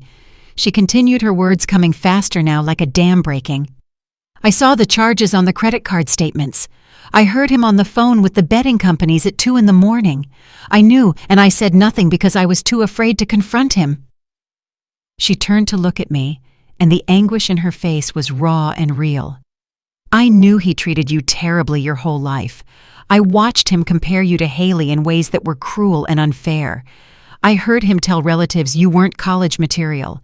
I stood by while he told you that you weren't worth investing in. And I said nothing, did nothing, because 30 years ago when I tried to question one of his decisions, he told me that if I didn't support him unconditionally, if I kept questioning his authority, he would leave me." The confession was pouring out of her now, years of suppressed truth finally breaking free. "I chose my comfort over protecting my own daughter. I chose social standing and financial security over doing what was right. I enabled his cruelty because it was easier than standing up to him, easier than risking my marriage, easier than admitting that I'd married a man who was destroying our family." She looked around the table at the relatives, watching in stunned silence. "Last year, I attended a workplace training about financial abuse and controlling behavior. They used words like coercive control and enabling. I sat there listening and realized they were describing my marriage, describing what I'd allowed to happen to Natalie. But I still did nothing. I came home and pretended I hadn't understood what I'd heard." "Susan, that's enough," my father said, his voice low and threatening. But my mother shook her head, something almost like strength entering her posture despite the tears. "No, Robert, it's not enough. It will never be enough to make up for what we did to her." She turned back to me. "Natalie, I don't deserve your forgiveness. I don't deserve your support or your kindness or even your acknowledgement. But please, please don't let his poison turn you bitter the way it turned us. Don't let this destroy the good person you managed to become despite us." The room was frozen, everyone processing this raw confession from a woman who just dismantled 30 years of complicity in front of her entire extended family. Aunt Linda was crying openly now. Uncle Jim sat with his head in his hands. Cousin Jennifer stared at my parents with something approaching horror, probably thinking about her own children and what kind of damage parents could do. And my father cornered by his wife's confession and the evidence I'd laid out, and the witnesses all around us made his choice about how to respond. Not with humility, not with acknowledgement, not with any recognition of the harm he'd caused or the accountability being asked of him. Instead, he stood up, his face contorted with rage and something that looked like genuine belief in his own victimhood, and did the one thing that would ensure there could be no reconciliation, no path forward, no possibility of rebuilding what he'd destroyed. He showed everyone in that room with perfect, devastating clarity exactly who he really was. My father stood there for a moment, every eye in the room on him, not with sympathy or support, but with judgment and dawning disgust. His wife had just confessed to decades of enabling his cruelty. His daughter had just exposed his gambling addiction and financial dependence. The relatives who'd always deferred to him were looking at him like they were seeing him clearly for the first time. And then, in a move so calculated and desperate, it would have been impressive if it weren't so pathetic, he clutched his chest and staggered backward. His chair toppled as he grabbed at the table, his face contorting in apparent pain, reddening dramatically as he gasped for breath. He stumbled, knocked against the sideboard behind him, and then collapsed to the floor with theatrical timing that would have done a stage actor proud. "Robert!" my mother screamed, her hands flying to her face. "Oh God, someone call 911! He's having a heart attack!" The room erupted into chaos.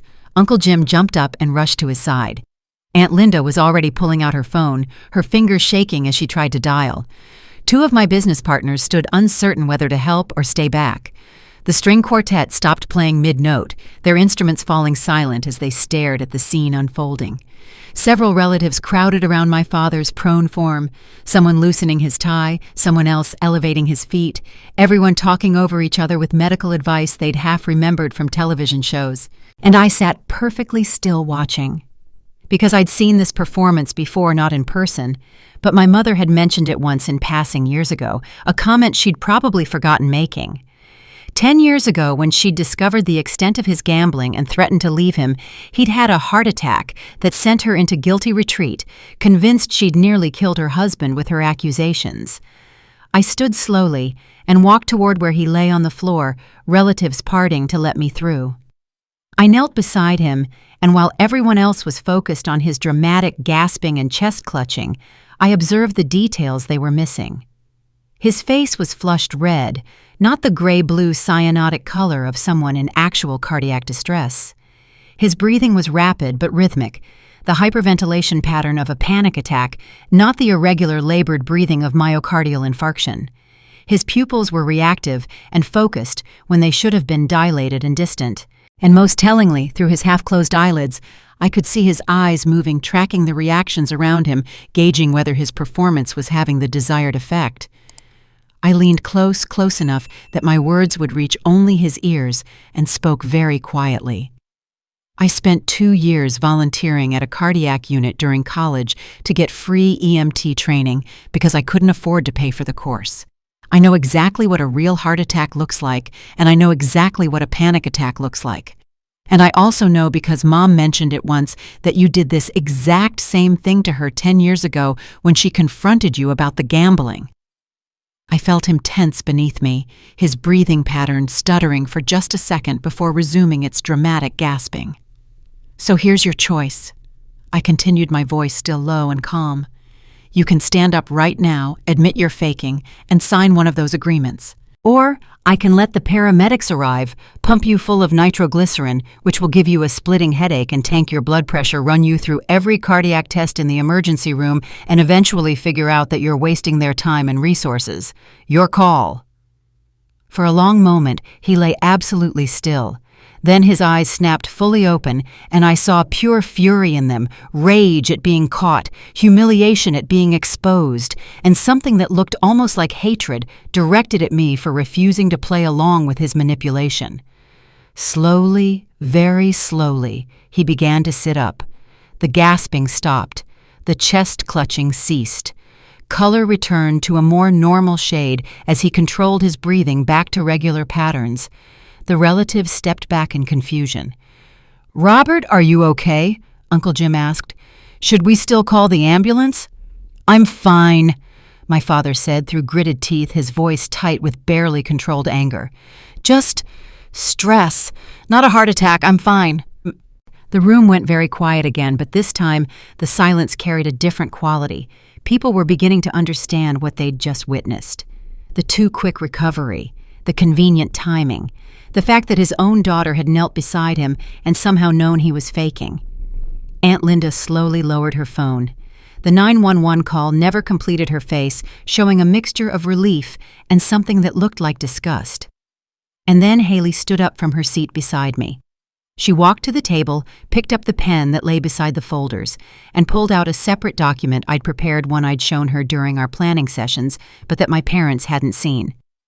"This is a business partnership agreement," she said, her voice shaking slightly but determined.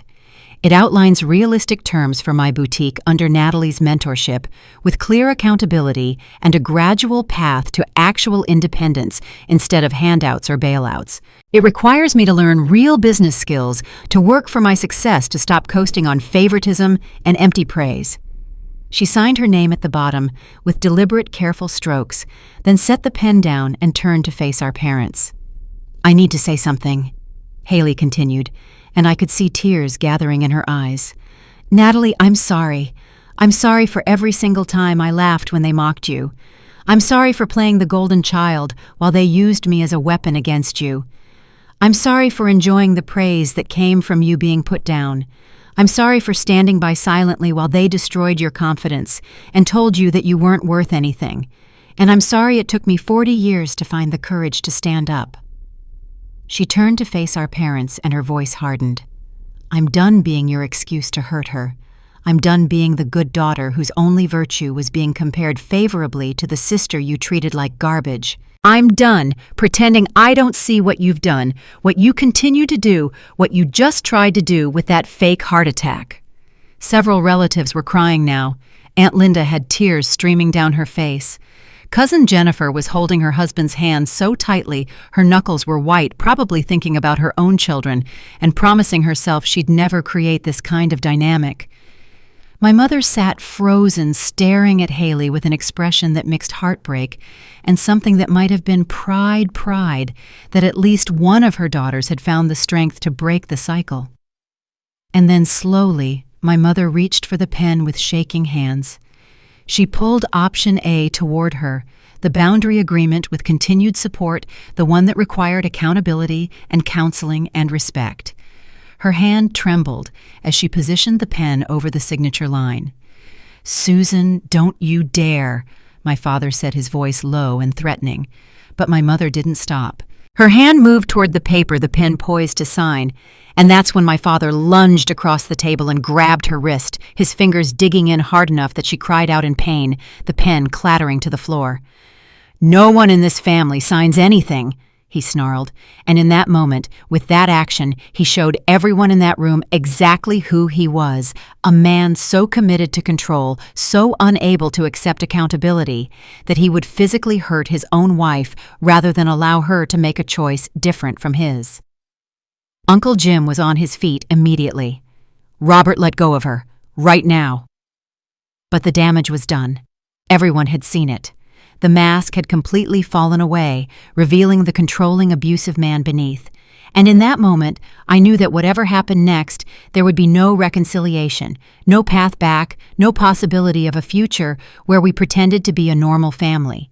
He'd made his choice, and it would cost him everything. That moment in the Whitmore estate dining room, my father grabbing my mother's wrist to prevent her from signing the naked control and violence in that gesture witnessed by 25 people, became the point of no return. Uncle Jim physically intervened, forcing my father to release my mother's arm. Robert Chen documented everything in his notes. Several relatives left immediately, too uncomfortable to stay. My father stormed out, and after a moment of agonized hesitation, my mother followed him, though I saw her looking back at me with something that might have been regret or apology or simply exhaustion. True to my word, I terminated all financial support within 90 days, following every legal requirement for notice and documentation. What happened next unfolded with the grim inevitability of a structure collapsing after its foundation has been removed. My father's consulting business died within 4 months. Without the rent subsidy, he couldn't afford the office space. Without the contracts I'd quietly channeled through Summit Event Management, his client base evaporated to almost nothing. His reputation, already damaged by missed deadlines and poor deliverables, suffered further when word spread about why several major clients had pulled their business.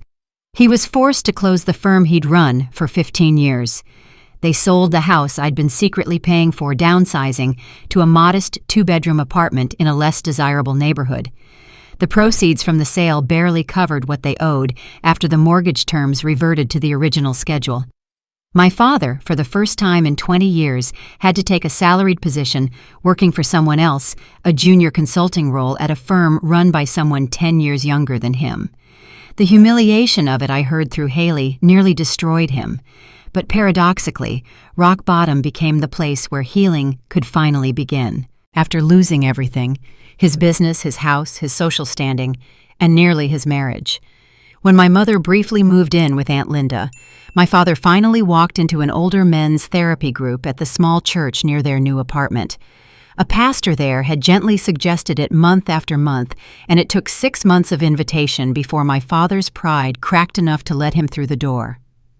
The therapy addressed not just the gambling addiction, which he'd finally reluctantly admitted was real, but the deeper pathology underneath his need to control others to feel valuable, his inability to admit mistakes without seeing it as catastrophic weakness, his use of cruelty to manage his own profound insecurity. He'd been sober from gambling for 7 months now. Haley reported, though, the journey remained difficult and nonlinear. My mother, after 3 months of living separately and attending her own therapy, signed the boundary agreement I'd offered. She did it on her own without my father's knowledge or permission, and I resumed limited financial support for her, specifically enough to supplement her part-time job at a bookstore, enough to fund her therapy sessions, enough to help her build a life that didn't depend entirely on my father's approval. The separation, temporary though it turned out to be, had given her space to breathe and think. When she eventually returned to my father, it was with new boundaries of her own negotiated through couples counseling. Their marriage looked different now, less performative, more honest, built on reality rather than the illusion they'd maintained for decades. And now, 1 year after that devastating Christmas dinner, I was hosting my own celebration. Not at a grand estate, not with 25 witnesses and elaborate catering, but in my comfortable downtown condo with the people who mattered most.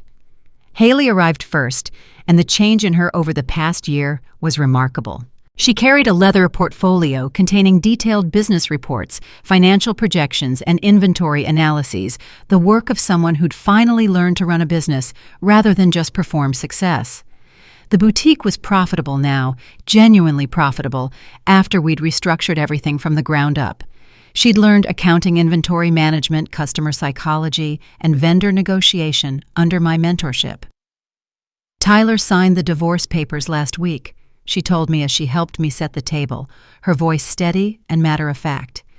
He left the moment the money dried up, just like I knew he would.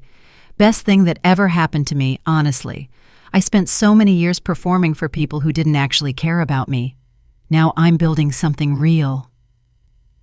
My mother arrived 30 minutes later, carrying a homemade pie and wearing an expression I'd never seen on her before, something quieter and more genuine than the social mask she'd worn my entire childhood.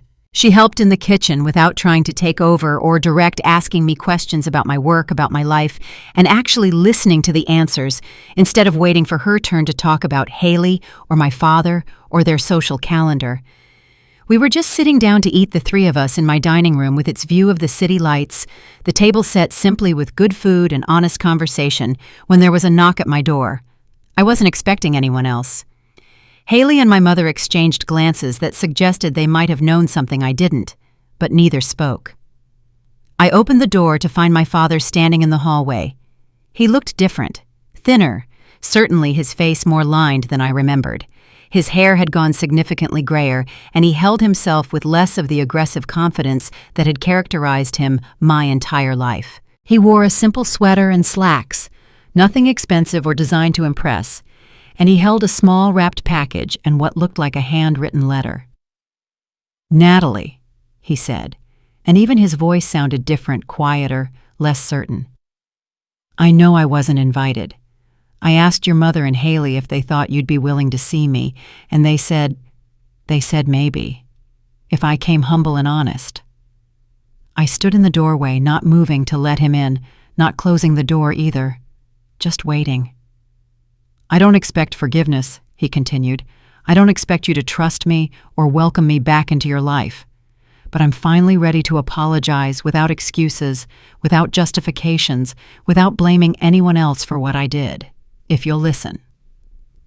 I looked past him at my mother and Haley, both watching this moment with careful attention. My mother nodded slightly, not pressuring, but acknowledging. Haley's expression said it was entirely my choice. I stepped back and held the door open. "Come in." He entered slowly, almost carefully, as if afraid sudden movements might shatter the fragile opportunity he'd been given. We sat in my living room, him on one side, me on the other, my mother and Haley positioned in between, like witnesses or buffers, or perhaps just family, trying to figure out how to be family again. I've been in therapy for 7 months. He began, his hands folded in his lap, the letter and gifts set aside for now. Not because I wanted to at first, but because I'd lost everything, and I was angry at everyone except myself. The therapist, his name is Michael. He's been running this men's group for 15 years. He made me look at patterns I'd been repeating my entire adult life. He took a breath, and I could see how difficult this was for him, how much it cost his pride to speak these words. I hurt you, Natalie. For 40 years, I hurt you systematically and deliberately because it made me feel powerful to have someone to put down, someone to use as proof that I was successful by comparison. I treated you like you were worthless because I felt worthless inside, and destroying your confidence made me feel temporarily better about my own failures. The apology continued, specific and detailed, acknowledging particular incidents I'd thought he'd long forgotten: the college fund he'd denied, the public humiliations, the comparisons to Haley, the Thanksgiving toast, all of it. No excuses, no justifications, just acknowledgement of harm done. When he finished, silence settled over the room. My mother was crying quietly. Haley reached over and squeezed my hand, and I sat there feeling something I hadn't expected. Not satisfaction, not vindication, not even relief. Just a quiet recognition that the man sitting across from me was finally taking responsibility for his choices, and that I had the power to decide what happened next. I don't need your approval anymore, I said finally. I don't need you to validate my worth or acknowledge my success. I built a life that proves my value, regardless of whether you ever see it. He nodded, accepting this. But I'm willing to try, I continued. Slowly, carefully, with clear boundaries and the understanding that trust has to be rebuilt from nothing. Not because you've earned it, but because I'm choosing who I want to be, and the person I want to be doesn't let bitterness poison her future. As we sat there in my condo on this different kind of Christmas, I understood that the real victory had never been about owning their mortgage or controlling their finances or forcing them to acknowledge my success. The real victory was owning my worth completely independent of their opinion. The real victory was choosing to never again pay the price financially or emotionally for my own humiliation. And the real victory was having the strength to extend grace without needing it, return to offer reconciliation without requiring it to heal. I was finally truly free. And that freedom made space for forgiveness, if my father proved willing to do the work to earn it. The story that began with a question at a Christmas dinner, "Who paid for this dinner?" had come full circle to a different question entirely. Who was I choosing to be now that I no longer needed to prove anything to anyone? The answer I was learning was someone much stronger and more generous than the invisible daughter they'd tried to create. That question I asked at Christmas dinner, "Who paid for this?" wasn't just about money. It was about worth, about visibility, about refusing to stay invisible any longer. My family spent 40 years telling me I wasn't enough, all while I was quietly holding their entire world together. But here's what I learned. You don't need anyone's permission to own your value. Not your parents, not your family's, not anyone's. The moment you stop waiting for validation and start building your own empire, whether that's financial, emotional, or simply the strength to walk away, that's when you truly win. So here's my question for you. Have you ever been the invisible one in your family? Have you ever supported people who didn't see your worth? Drop your story in the comments. I read every single one. And if this story resonated with you, hit that subscribe button because we're just getting started. Next time we're talking about what happened when my father's business partner discovered the truth. You won't believe what she did next. I try